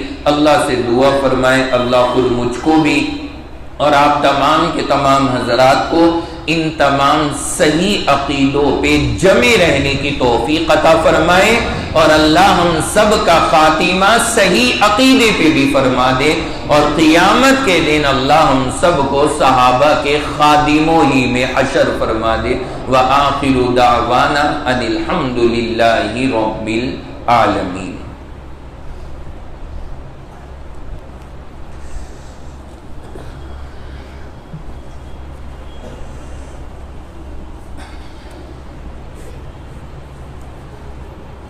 آپ کے سوالات ہیں یہ بھی ماشاءاللہ بڑے ضخیم ہوتے ہیں اور بڑے علمی بھی ہوتے ہیں. سوالات کے بارے میں ایک بات یہ ذہن میں رکھا کریں کہ یہ جو ہم نے اتنے سارے طریقے شروع کر رکھے ہیں ماشاءاللہ سے, بیانات میں مستقل طور پہ اس کا الگ سے حصہ ہوتا ہے, سوال کے جوابات دیے جاتے ہیں. اس کے علاوہ کسی کو اگر سوال پوچھنا ہو, کوئی بات معلوم کرنی ہو, تو پھر وہ واٹس ایپ کے گروپس ہیں, اس کے اوپر آپ اپنا سوال لکھ کر کے بھیجیں, وہاں پر اس کا جواب دے دیا جاتا ہے, وہاں پر جوابات آتے ہیں. تو ماشاءاللہ لوگ بہت سارے وہاں سے جڑے ہوئے ہیں. تو ایک طریقہ تو یہ درس کے اندر پوچھنے کا ہے, دوسرا طریقہ ان گروپس کے اندر شامل ہو کر کے پھر وہاں سے آپ اپنے سوال لکھیں, اس کے جوابات آتے ہیں. اسی میں تیسرا طریقہ, کبھی کبھی مہینے بھر کے قریب کچھ وقت کے بعد ایک یوٹیوب پر لائیو پروگرام کر لیا جاتا ہے, اس میں جتنے لوگوں کے اہم سوال ہوتے ہیں کچھ کے جوابات واٹس ایپ پہ دے دیے جاتے ہیں, کچھ کے جوابات لائیو بیان میں دے دیے جاتے ہیں. کل ہی کو ہے انشاءاللہ, کل کو بھی رات میں لائیو بیان ہے, اس میں بھی آپ کے جو سوالات ہیں جو وہاں گروپس کے اندر پوچھے گئے ہیں ان کے جوابات دے دیے جائیں گے, وہ بھی ایک طریقہ ہوتا ہے. اس کے علاوہ سنیچر والے دن رات میں ملاقات کا سلسلہ رہتا ہے, ہر سنیچر میں, یعنی سنیچر کا مطلب سمجھ رہے ہیں نا, بار سیٹرڈے. تو یہ جو ہوتا ہے یوم السبت, شنبہ, ساری زبانوں میں کیا پتہ کون کی زبان کا ماہر ہو, تو یہ جو سنیچر کا دن ہوتا ہے، اس میں رات کو 9 بجے سے لے کر 10 بجے تک باقاعدہ طور پر آپ مل کر کے بھی پوچھ سکتے ہیں. کسی کو کوئی بات کرنی ہو، کوئی بات پوچھنی ہو، تو وہ 1 گھنٹہ ہر ہفتے اس دن سنیچر والے دن رہتا ہے، رات کے 9 سے 10. نئی بستی ہے بہٹ اڈے سے کے نزدیک ہی، وہاں پر مسجد ہے موتی مسجد کے نام سے، وہاں پر یہ ملاقات کا سلسلہ سنیچر والے دن ہوتا ہے. کسی کو پوچھنا ہو کچھ اور تو وہ وہاں سے بھی پوچھ سکتا ہے. لیکن ایک درخواست میں یہ کروں گا کہ یہ سارے طریقے آپ اختیار کریں، لیکن موبائل پر کال کر کے زیادہ نہ پوچھا کریں. اس کی درخواست ہے بطور خاص. ہم یہ ساری چیزیں کر رہے ہیں، ساری چیزیں سوال جواب سارے مرحلے، لیکن یہ جو کال والا سسٹم ہے اس کو ذرا سا نظر انداز کریں. وجہ اس کی یہ ہے کہ آپ حضرات دیکھ ہی رہے ہیں کہ یہ ساری چیزیں جو باتیں آپ سن رہے ہیں، آپ کے لیے تیاری کرنا، ان سب چیزوں کو اکٹھا کرنا، خالی ایک بیان نہیں ہے، پورے ہفتے میں 3-4 پروگرام ہوتے ہیں، ان سب کی تیاری، پھر مدرسے کے کام اور یہ ساری چیزیں، پھر الگ سے سوال جواب، وہ سارے مرحلے، بڑا وقت درکار ہوتا ہے. اب اگر ہم ساری کال اٹینڈ کریں نا تو پھر کئی گھنٹے چاہیے دن میں، نہیں کر سکتے. ابھی میں نے کل کی ایک لڑکے سے گنوائی کال، میں نے کہا ذرا ٹوٹل گنو کتنی آئی ہیں، تو صبح سے لے کر کے رات تک جب میں فارغ ہوا بیان سے اس وقت تک کی کالوں کی تعداد تھی 51. اگر وہ ساری 51 کال اٹینڈ کی جائیں گی تو ظاہر سی بات ہے، آپ ذرا مجھے یہ بتائیے کہ پھر کتنے گھنٹے اس کے لیے الگ سے چاہیے ہوں گے. اچھا اس میں بہت سارے لوگ ایسے ہوتے ہیں کسی کہ وہ چیزیں ہم اس طرح سے بھی پوچھ سکتے ہیں، یہاں پر لکھ کر کے پوچھ سکتے ہیں، گروپس پر پوچھ سکتے ہیں، وہاں سنیچر میں ملاقات کی مجلس ہے وہاں پوچھ سکتے ہیں. لیکن وہ ایک فون کی عادت ہے، آدمی ایک دم کال اٹھاتا ہے اور لگا دیتا ہے، اور نہ اٹھے نا تو بات جی مفتی صاحب تو فون ہی نہیں اٹھاتے، پھر ناراض بھی ہو جاتے ہیں. تو خدا کے واسطے اللہ کے فضل سے آپ ہی حضرات کی خدمت کی تیاری کرتے ہیں. ہم کوئی الگ سے بزنس نہیں کر رہے، ہم کوئی الگ سے کاروبار نہیں کر رہے کہ اس کی وجہ سے نہ اٹھا رہے، یہ آپ ہی کے لیے تیاریاں رہتی ہیں، اسی وجہ سے نہیں اٹھا پاتے. تو ہمیں بھی چاہیے کہ ہم اس چیز کو ذرا نظر انداز کریں، اور جو یہ طریقے ہیں نا ان کو فالو کریں. اس میں آپ کے مسائل کا جواب بھی ملے گا. آپ یہ 3-4 طریقے ان میں سے کوئی سا بھی اختیار کریں، آپ کو بھی پریشانی نہیں، ہمیں بھی نہیں، اور انشاءاللہ گھر بیٹھے آپ کو آپ کا جواب حاصل ہو جائے گا. مل کے ہی پوچھنا ہے تو وہاں سنیچر کا دن میں نے بتایا، وہاں آ کے 9 سے 10 وہاں پوچھ سکتے. تو اگر ہم لوگ ان باتوں کا خیال رکھیں گے تو آپ کے لیے بھی آسانی رہے گی، میرے لیے بھی. باقی فون منع نہیں ہے کرنا، کوئی کرنا چاہے کرے، لیکن نہ اٹھے تو ناراض مت ہونا. اب یہ وجہ میں نے بتا دی ہے آپ کو کہ اس کیفیت کے اندر اگر ساری اٹینڈ کی جائیں تو پھر بڑا ایک مرحلہ ہو جاتا ہے. تو اس لیے یہ میں نے کہا کہ ہمارے بہت سارے بھائی اچھا نہیں سمجھتے، ناراض ہوتے، تو ناراضگی والی کیفیت نہیں ہونی چاہیے. ہمیں معذور سمجھیں اور اس میں درگزر کا معاملہ کر دیا کریں. اب جو آپ کے آج کے ہیں ذرا یہ سن لیں. پہلا پوچھ رہے ہیں بچے کے گال پہ مارنا کیسا ہے. بچہ ہو یا بیوی ہو، خالی بچے کا پوچھ لیا، اور بیوی کے جو کہتے ہیں کہ ماروں گا بھی کھینچ کے. اور یہ سہارنپوری زبان میں تو ایک لفظ بولا جاتا ہے جو مارنے سے زیادہ تکلیف پہنچاتا ہے. ابھی کچھ دن پہلے لفظ سنا ہم نے، یہاں پہ تھپڑ مارنے کو بولتے تاڑا مارنا، تاڑا ماروں گا. یہ لفظ اتنا خطرناک ہے، کسی کے آپ تھپڑ مارو نا اتنی تکلیف نہیں ہوگی جتنی اس لفظ سے ہو جاتی. تو تھپڑ جو ہے نا یہ کسی کے بھی نہیں ہونا چاہیے، چہرے پہ کسی کو بھی مارنا منع ہے. یہ بہت خاص چیز ہے، پورے بدن کی سب سے قابل عزت چیز ہے، اس لیے چہرے پہ نہیں مارنا چاہیے، چاہے بچہ ہو یا بیوی ہو یا کوئی خادم ہو یا کوئی بھی ہو، A to Z کوئی بھی ہو، کبھی بھی چہرے پہ کسی کے نہ مارا کرے. سلام کرنے کا طریقہ اور مصافحے کا. سلام کا طریقہ السلام علیکم، اتنا تو کہا ہی کریں، اور یہ صحیح سے کہا کریں. باقی آگے کا بھی اگر وقت ہو ورحمۃ اللہ وبرکاتہ، تو اگر وقت ہو تو وہ بھی کہہ لیں، لیکن اگر جلدی میں ہے تو کم سے کم السلام علیکم تو اتنا ضرور کہا کریں، تو پھر یہ انشاءاللہ سنت ادا ہو جائے گی. اور مصافحے کا طریقہ، مصافحہ کرنے کے اندر خالی انگلیاں سے انگلیاں نہیں بلکہ ہتھیلی سے ہتھیلی ملانی چاہیے، وہ اصل طریقہ ہے، تو اس کے مطابق مصافحہ ادا ہو جائے گا۔ اس کرتا پائجامہ سنت لباس، کیا کرتا پائجامہ سنت لباس ہے؟ بالکل ہے۔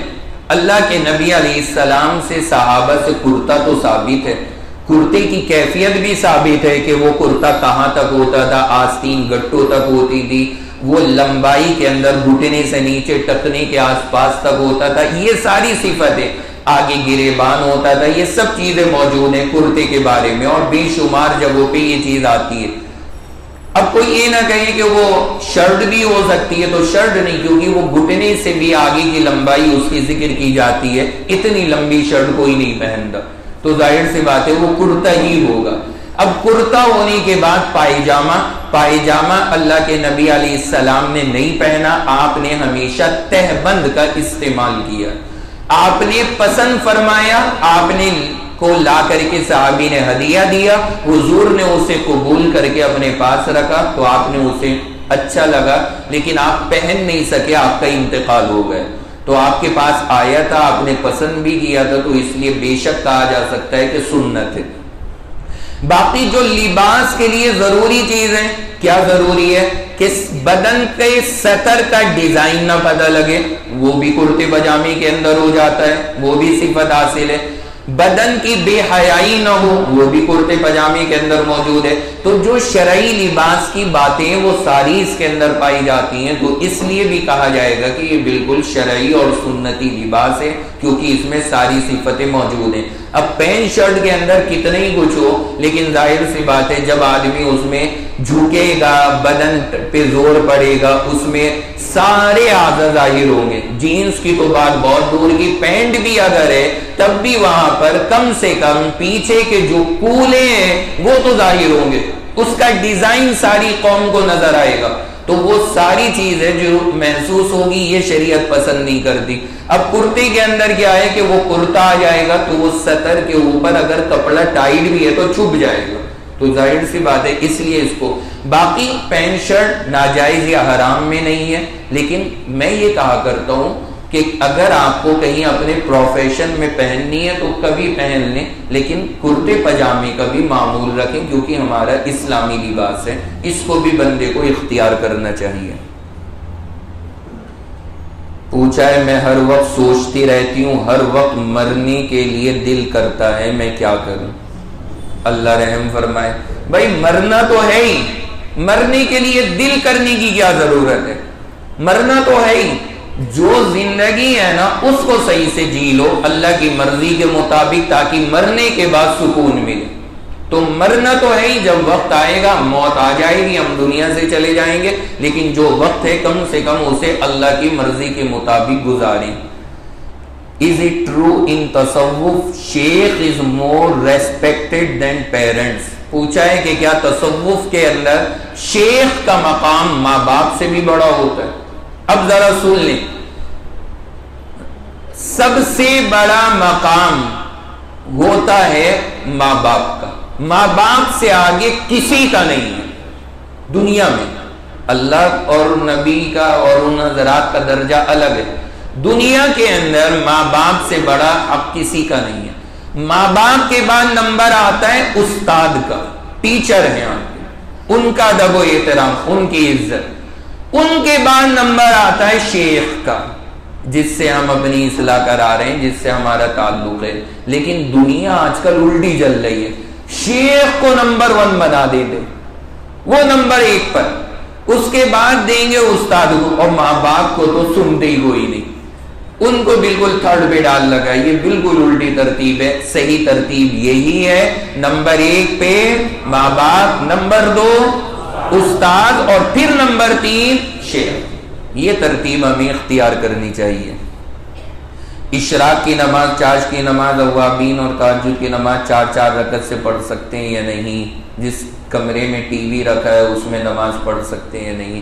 دیکھیں یہ ساری نمازیں اشراق کی ہے، چاش کی ہے، اگر کوئی بندہ 2 رکعت کر کے پڑھنا چاہے وہ بھی پڑھ سکتا ہے، 4 پڑھنا چاہے وہ بھی پڑھ سکتا ہے، کوئی شریعت نے اجازت دی ہے۔ رات میں تہجد ہے، 2 کر کے پڑھنی ہے وہ بھی اجازت ہے، 4 کر کے پڑھنی ہے وہ بھی اجازت ہے، لیکن اصل یہ ہے کہ پڑھنے کی کوشش کریں، پڑھنے کی کوشش، چاہے 2 کر کے پڑھ لیں، چاہے 4 کر کے پڑھ لیں، تب بھی ہر صورت میں ہماری نماز ہو جائے گی، لیکن نظام اور کوشش یہ کرنی چاہیے کہ ہم پڑھ لیں، کسی بھی طرح اس کو ادا کر لیا کریں۔ اور کمرے میں ٹی وی ہے، نماز ہو جائے گی یا نہیں؟ نماز ہو جائے گی، نہیں چل رہا ہے، بند ہے تو نماز ہم ادا کر سکتے ہیں، اور تصویریں ہیں تو ظاہر سی بات ہے پھر مکروہ تحریمی ہو جائے گی۔ تو ٹی وی والے، باقی یہ پوچھنا چاہیے نا کہ ٹی وی رکھنے کا کیا حکم ہے، رکھ کے نماز ہو جائے گی یا نہیں؟ ٹی وی رکھنا ہی گھر میں صحیح نہیں ہے، اسے رکھ کیوں رکھا ہے؟ اسے نکال کے باہر کریں۔ اگر لپسٹک لگی ہوئی ہے اور نماز پڑھ لی تو نماز ہو جائے گی یا نہیں؟ لپسٹک نہ جائے، چاہے نماز خطرے میں پڑ جائے۔ آگے پوچھا ہے لپسٹک لگی ہوئی ہے اور غسل کیا تو کیا غسل ہو جائے گا؟ اگر کسی نے لپسٹک وضو اور غسل کے بعد لگائی ہے اور پھر نماز پڑھی تو نماز ہو جائے گی، لیکن اگر وضو یا غسل سے پہلے لپسٹک لگائی اور پھر وضو اور غسل کیا اور لپسٹک کو صاف نہیں کیا تو وضو اور غسل نہیں ہوگا، کیونکہ پانی کھال تک نہیں پہنچ پاتا ہے۔ What is the reality of magic? Can magic kill anyone? جادو کی کیا حقیقت ہے؟ کیا جادو کسی کی جان لے سکتا ہے؟ جادو کی حقیقت یہ ہے کہ جادو ہوتا ہے، حقیقی ہے، یہ کوئی فرضی چیز نہیں ہے، لیکن جادو موت دے دے کسی کو، موت تو اپنے وقت پر آئے گی جو اللہ نے لکھ رکھا ہے، موت دینا اس کے اختیار میں نہیں ہے۔ جادو کا ہو جانا تو ہے حقیقت، یعنی ہو سکتا ہے کسی پہ جادو کا اثر ہو جائے، کیونکہ اس میں شیطانوں سے مدد لی جاتی ہے، شیطان جا کے کسی کو پریشان کر دے تو یہی جادو ہے، تو یہ تو ہو سکتا ہے، لیکن موت جادو دے دے ایسا نہیں ہے۔ موت آئے گی جب اپنا وقت ہوگا، اس سے پہلے موت نہیں آ سکتی۔ وہ کون سی عبادت ہے جو جنت میں بھی باقی رہے گی؟ یہاں تو کی نہیں جا رہی، جنت میں بھی عبادتیں ڈھونڈ رہے بھائی، یہاں کر لو ساری عبادت، جنت میں موج ہی موج ہے، موج بھی تو ایک عبادت ہے، وہ جنت میں کریں گے چل کے، وہاں کے لیے مزے ہیں، اللہ نے وہاں سارے کے سارے مزے رکھے ہوئے ہیں۔ تو باقی یہ ہے کہ جنت کے اندر اللہ نے عبادت کون سی رکھی ہے؟ وہاں نماز وماز تو یہ ساری چیزیں سب ختم ہیں، سب معاف ہیں۔ وہاں اگر کچھ ہے تو صرف ذکر اللہ، اللہ کا ذکر، یہ ہے جنت میں۔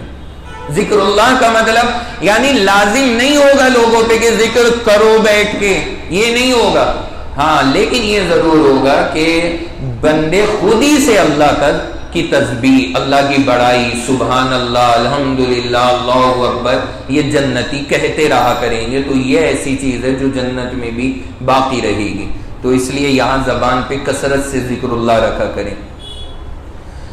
Is there any easy way to learn Quran at the age of 37 years?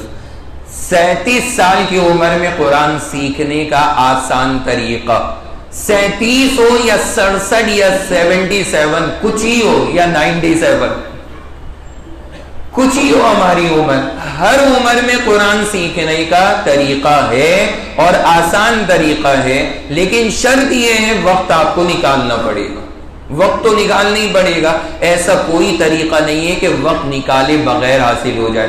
آپ میں سے جو بڑی عمر کا ہے اور وقت نکال سکتا ہو قرآن سیکھنے کے لیے، پھر وہ ہمیں بتائے، پھر کیسے سیکھنا ہے اسے، انشاءاللہ اس کے مطابق ہم مشورہ دیں گے، کہاں کے ہیں، کہاں سیکھتے ہیں، کہاں سیکھ سکتے ہیں، لوگوں کے الگ الگ حالات کے اعتبار سے رائے دی جا سکتی ہے، لیکن پہلے ہم اتنا تیار ہو جائیں کہ ہاں ہم وقت نکالیں گے، تو وقت اگر نکل جائے تو پھر انشاءاللہ سیکھنا بالکل ممکن ہے، اور پوچھیں تو ہم انشاءاللہ پھر طریقہ بھی عرض کر دیں گے۔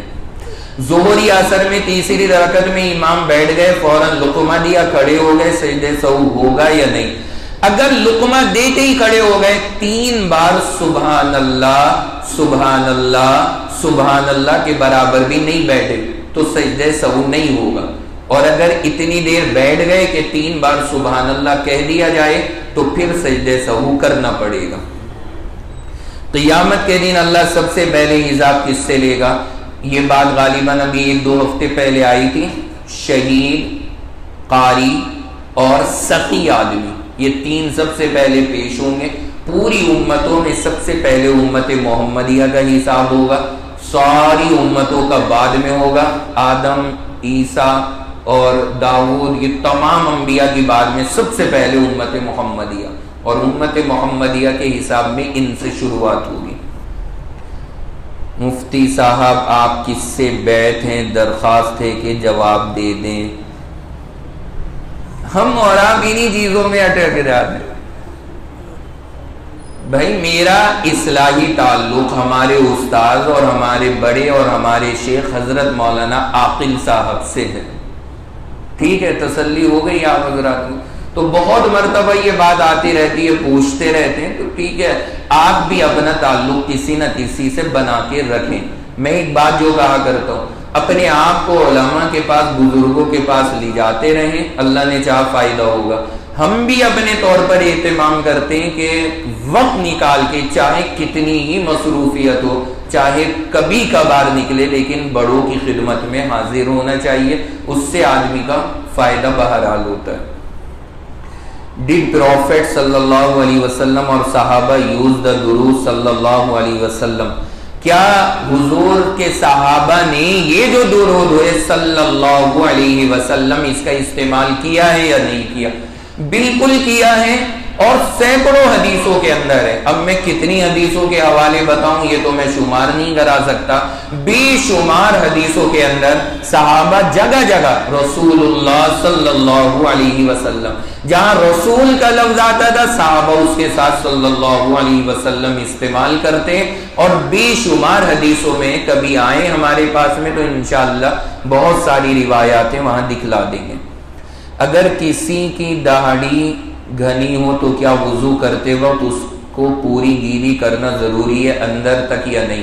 اگر گھنی داڑھی ہے اور کھال باہر سے اندر کی دکھ نہیں رہی تو بس باہر بالوں پہ پانی ڈالنے، کھال تک ضروری نہیں ہے۔ اور اگر اتنی ہلکی سی داڑھی ہے کہ کھال باہر سے نظر آتی ہے، صاف دکھ رہی ہے، تو پھر کھال تک، جڑوں تک پانی پہنچانا ضروری ہے۔ تو بس یہ ہے حکم داڑھی کا، اس کو یاد رکھیں۔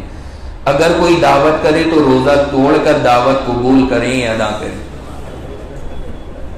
دعوت نہ چھوڑے۔ ایسا ہو سکتا ہے ہم بریانی چھوڑ دیں، بریانی کے ساتھ رسگلہ بھی جائے گا بنا وجہ بیچارہ، وہ بھی نظر ہوگا۔ اگر کوئی آدمی روزے سے ہو اور کوئی اہم دعوت ہے جس میں شرکت ہمارے لیے ضروری ہے، یا کوئی رشتہ داری کا یا کسی کے خاص حق کا معاملہ ہے اور نفلی روزہ ہے، تو بندہ توڑ سکتا ہے، اجازت ہے شریعت کی طرف سے اپنے مسلمان بھائی کی دلجوئی کے لیے۔ کوئی مہمان آپ کے گھر آ گیا، آپ کا روزہ ہے، لیکن اب اگر اس کے سامنے رکھ دیا کھانا کہ کھائیے، وہ کہے گا آپ بھی آئیے، اجی ہم تو روزے دار ہیں، یعنی ہاں میں ہی ہوں بس کھانے والا، پھر اس سے بھی نہیں کہا جائے گا۔ تو آپ کے لیے حکم ہے آپ روزہ توڑ دیں، اس کے ساتھ شریک ہو جائیں، اس روزے کی قضا بعد میں کر لیں۔ تو ایسے موقعوں پہ شریعت نے اجازت دی ہے، لیکن فرض روزہ نہیں۔ کبھی کوئی رمضان میں دعوت کر دیں، ہم دوپہر میں توڑ کے چلے جائیں کہ مسئلہ بتایا تھا، فرض نہیں، یہ صرف نفلی روزے کے اندر اجازت ہے، فرض کے اندر نہیں۔ پیر ذوالفقار صاحب کے بیان سننا کیسا ہے؟ کچھ لوگ کہتے ہیں کہ اس وقت میں پوری دنیا کے سب سے بڑے اللہ والے ہیں، کمال ہے بھائی لوگوں سے، ان کے پاس تقویٰ کا بھی تھرمامیٹر ہے، لوگوں کے پاس لگا کے چیک کر لیتے ہیں کہ اس میں کتنا تقویٰ ہے۔ جہاں تک معاملہ ہے بیان سننے کا، بیان سنے، ہمارے علماء میں سے ہیں، اکابر میں سے ہیں۔ باقی یہ کہ دنیا کے سب سے بڑے بزرگ، یہ تو علاوہ اللہ کے کوئی نہیں جانتا۔ باقی اگر کوئی کہتا ہے تو مجھے نہیں پتا، کیونکہ یہ چیز تو واقعی اللہ ہی جانتا ہے۔ ہو سکتا ہے کہ ہم کوئی بندہ ایسا ہو جو عالم بھی نہ ہو، لیکن اللہ کے یہاں پہ وہ سب سے محبوب بندہ ہو۔ اللہ کے یہاں کا معیار الگ ہے، ہم نہیں سمجھ سکتے، اس لیے یہ دعوے تو نہ کریں کہ کون کتنا محبوب ہے اللہ کے یہاں۔ کیا حدیث میں ہے کہ 90 سال کی عمر کے بعد گناہ نہیں لکھے جاتے؟ تو کچھ ہی کرے پھرے بڑے میاں، کمال ہے بھائی. ایسا کوئی آفر نہیں ہے کہ 90 پلس ہوں گے تو آپ کے گناہ نہیں لکھے جائیں گے. جب تک جان میں جان باقی ہے ہم شریعت کے پابند ہیں، ہمیں شریعت پر چلنا پڑے گا، اس کے مطابق زندگی گزاریں. Was Prophet Muhammad sallallahu alaihi wasallam born on 12 ربیع الاول؟ کیا حضور علیہ السلام کی ولادت 12 ربیع الاول کو ہوئی ہے؟ اس بارے میں علماء کی کوئی یقینی رائے ہے ہی نہیں موجود. کوئی کہتا ہے 8، کوئی کہتا ہے 9، کوئی کہتا ہے 11، کوئی کہتا ہے 12. الگ الگ رائے، کلیئر ہی نہیں. لیکن انتقال 12 کو ہوا ہے.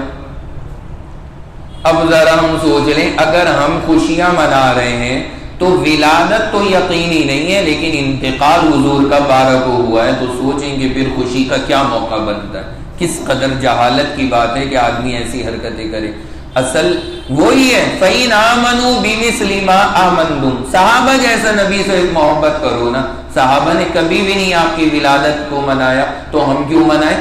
کیونکہ ہم تو حضور کو ایسا ہی چاہیں گے جیسے کس نے چاہا؟ صحابہ نے.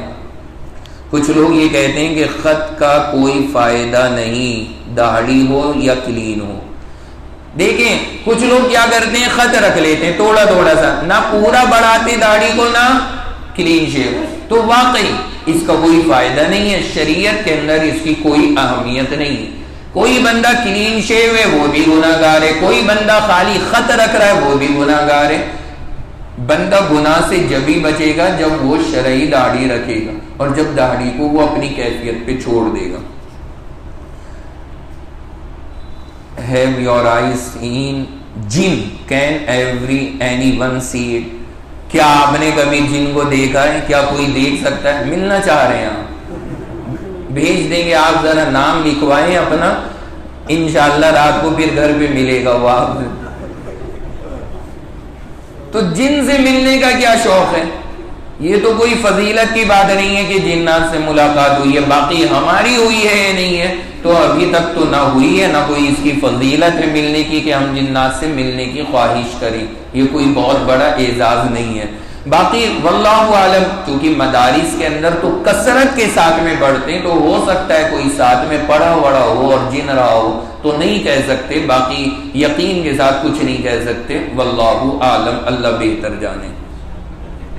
سنا ہے کہ ایک حافظ حساب والے دن 10 کو بخشوا کر جنت میں لے جائے گا. کیا یہ بات صحیح ہے؟ وضاحت فرمائیں. بالکل لے جائے گا، لیکن کب؟ جب وہ قرآن کے تقاضوں پہ عمل کرے. بعمل حافظ، اور بے عمل کا تو خود ہی خطرہ رہے گا، دوسرے کو تو کیا لے جائے گا.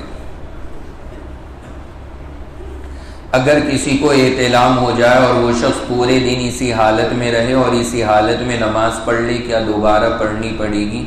بھائی ظاہر سی بات ہے، اگر احتلام ہوا ہے، بندہ ناپاک ہے، نماز پڑھ لی ہے، نماز ہوگی نہیں، دوبارہ نماز کو ادا کرنا پڑے گا. واٹ از ڈفرینس بٹوین ان حرام، ناجائز، ناپسندیدہ، گناہ، مکروہ، مکروہ تنزیہی، ان سب چیزوں میں کیا فرق ہے؟ سن لیں. میں نے بتایا تھا سب سے اوپر کیا ہوتا ہے؟ حرام، اس کے بعد ہوتا ہے ناجائز، اور اس کے بعد ہوتا ہے مکروہ تحریمی، اور پھر ہوتا ہے مکروہ تنزیہی. یہ 4 کوالٹی ہیں. اور ناپسندیدہ بولا جاتا ہے، یہ بھی مکروہ تنزیہی کو بولا جاتا ہے. باقی حرام کس طرح ہوگا، ناجائز، یہ تفصیل ہے انشاءاللہ کسی دن جب درس میں ہی آئے گی، میں دلائل سے سمجھاؤں گا. ترتیب یاد رکھیں، نمبر 1 پر حرام، نمبر 2 ناجائز، نمبر 3 مکروہ تحریمی، اور نمبر 4 مکروہ تنزیہی. یہ ترتیب ہے. تہجد کی نماز کا طریقہ مرد اور عورت کا ایک جیسا ہے یا الگ ہے؟ کہتے ہیں کہ جتنی رکعت ہوتی ہیں اس میں سورہ اخلاص ضروری ہے. ایسا کچھ نہیں ہے، مرد کا بھی وہی طریقہ، عورت کا بھی. اور یہ سورہ اخلاص کا لازمی سمجھنا ہر رکعت میں یا اتنی بار پڑھنی ہے، یہ سب غلط ہے. جیسے آپ عام نفل نمازیں پڑھتے ہیں ایسے ہی تہجد کی بھی نماز ہے. اس کا کوئی نیا طریقہ نہیں ہے. یہ دعا کے لیے مسجد کے امام جب رکوع سے اٹھتے ہیں دونوں سجدوں سے بائیں ہاتھ سے پیچھے کا پلہ صحیح کرتے ہیں، تو غلط ہے یہ عمل، ان کو بتائیں آپ اور ان سے کہیں کہ یہ آپ کا عمل غلط ہے۔ اگر آپ کی نہ مانے تو ان سے کہیں کہ بھائی آپ جا کر کے مدرسے میں دارالفتہ میں مسئلہ پتہ کر لیں، یہ عمل نہیں ہونا چاہیے۔ ملاقات کرنے کے لیے ہم بہت دور سے آتے ہیں، سنیچر کو مجمع زیادہ ہونے کی وجہ سے ملاقات نہیں ہوئی، ضروری سوال رہ گئے، درخواست ہے کہ ہر بندے کو تھوڑا تھوڑا سا وقت دے دیا کریں ملاقات کے لیے۔ وہاں پر آنے میں اگر آپ کو کوئی پرسنلی بات کرنی ہے تو آپ وہاں ویٹ کر لیا کریں، جب اخیر میں سب لوگ اٹھ کر کے جاتے ہیں تو جس کو تنہائی میں بات کرنی ہے وہ اخیر میں کر لیا کریں، تو وہ سب سے آسان طریقہ ہے، پھر انشاءاللہ کوئی پریشانی نہیں ہوگی۔ قضا نمازیں اگر باقی رہ جائیں تو کیا ہوگا مرنے کے بعد؟ بھائی فرض رہ گیا، اب کیا ہوگا ایگزیکٹلی تو اللہ ہی جانتا ہے، اللہ کیا کیا سزائیں دے گا، لیکن فرض رہ گئے تو پکڑ سخت ہوگی، اس لیے مرنے سے پہلے اپنی نمازوں کا حساب ہمیں مکمل کرنا چاہیے۔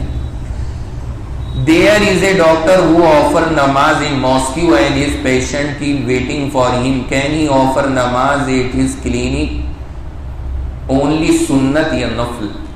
پوچھا ہے کہ ایک ڈاکٹر صاحب وہ نماز پڑھنے مسجد جاتے ہیں، پیشنٹ وہاں بیٹھے رہتے ہیں، اور سنت یا نفل پڑھنے کے لیے مسجد، تو دیکھیں سنت یا نفل پڑھنے کے لیے مسجد جانے کی کوئی فضیلت نہیں ہے۔ اگر خالی سنت اور نفل کا معاملہ ہے وہیں کلینک پر مصلی بچھا کے پڑھ سکتے ہیں، ثواب پورا ملے گا۔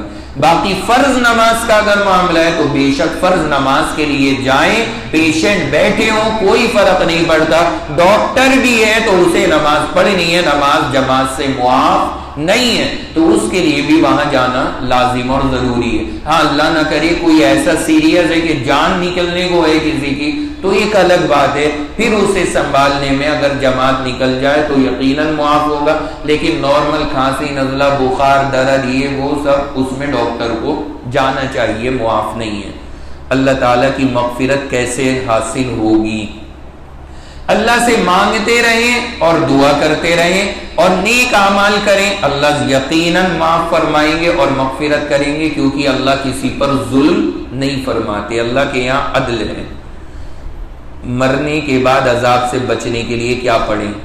آپ اس سے بچنے کے لیے عشاء کے بعد سورہ ملک پڑھنے کا معمول بنائیں، رات میں سونے سے پہلے سورہ ملک پڑھیں، انشاءاللہ عذاب قبر سے حفاظت ہوگی۔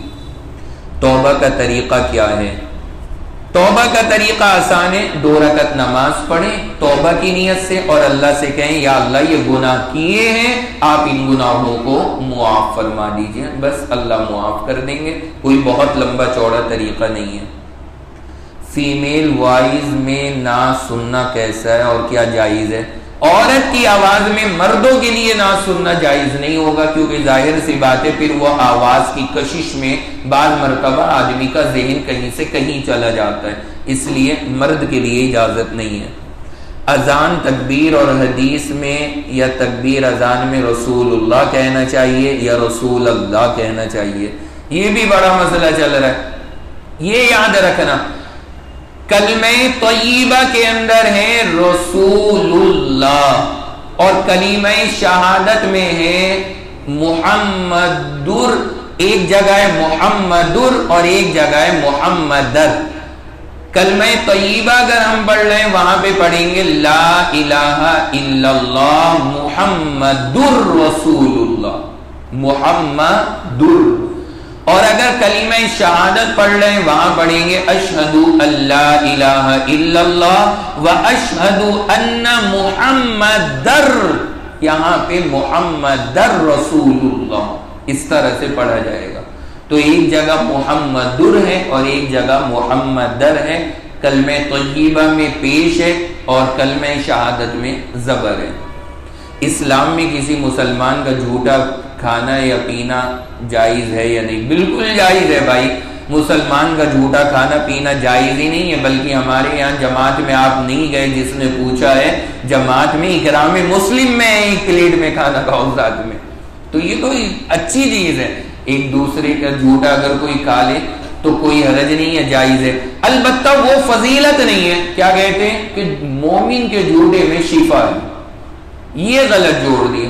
کسی کا دل نہیں کرتا جھوٹا کیا نہ کھائے، کوئی منع نہیں ہے، کسی کا دل کر رہا ہے میں کھا لوں تو کھا سکتا ہے، یعنی ٹوٹل آپ کی چوائس پر ہے، جیسا دل کرے آپ ویسا کریں، شریعت میں اس میں کوئی پابندی نہیں لگائی گئی۔ عورتیں میت والے گھر میں بیٹھی ہوئی باتیں کرتی ہیں، کوئی گھر میں آ کر سلام کر دے تو فوراً بولتی ہیں کہ میت والے گھر میں سلام نہیں کرتے۔ کمال ہے ان عورتوں سے، بیٹھی ہوئی باتیں کر رہی ہیں، سلام کر دیا تو سلام نہیں کرتے۔ بھائی سلام کرنا بالکل صحیح ہے، باتیں کرنا منع ہے۔ میت والا گھر ہو یا زندوں والا گھر ہو، سلام تو ہر جگہ ہے۔ قبرستان میں جا کے نہیں کرتے سلام، وہاں تو پوری حکومت میت ہوگی ہے، تو گھر میں اگر میت رکھی ہے تو کیا پریشانی ہے؟ تو ہر جگہ سلام ہے، زندوں کو بھی مردوں کو بھی ہر جگہ سلام کرنا چاہیے۔ معلوم یہ کرنا ہے نماز پڑھتے وقت ہاتھوں کو کتنا چھپانا چاہیے۔ عورت کے لیے اپنے ہاتھوں کو گٹوں تک کا سطر ہے، گٹوں تک تو چھپا کے ہی رکھنا چاہیے، باقی اگر آگے کی ہتھیلیاں اور انگلیاں ظاہر ہو جائیں تو پھر کوئی حرج یا گناہ نہیں ہے، نماز ادا ہو جائے گی، کیونکہ وہ حصہ سطر میں شامل نہیں ہے۔ دعا فرمائیں۔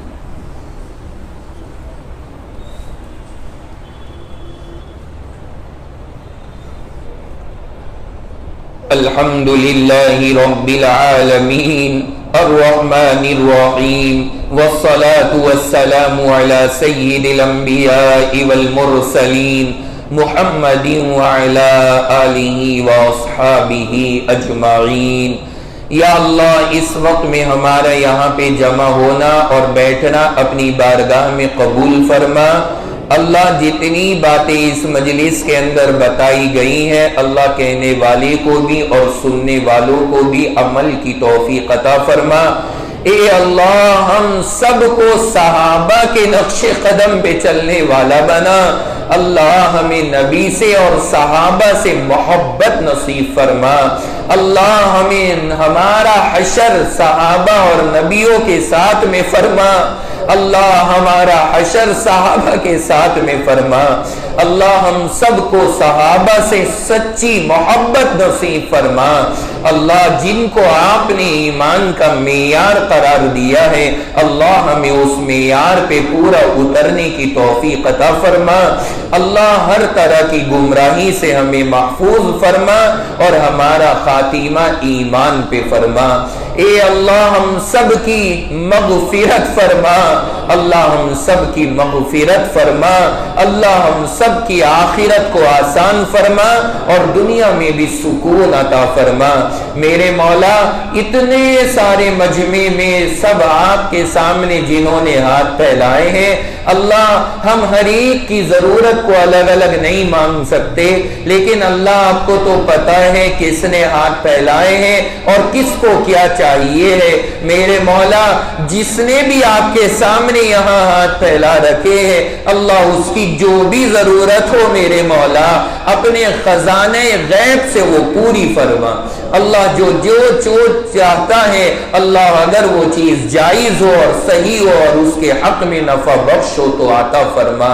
اللہ ہم نے جو مانگا ہے عطا فرما اور جو رہ گیا ہو بغیر مانگے نصیب فرما۔ ہماری ان تمام دعاؤں کو سرور دو عالم جناب رسول اللہ صلی اللہ علیہ وسلم کے صدقہ طفیل میں قبول فرما۔ وصلی اللہ تعالی علی خیر خلقہ محمد وعلی آلہ واصحابہ اجمعین برحمتک یا ارحم الراحمین، آمین یا رب العالمین۔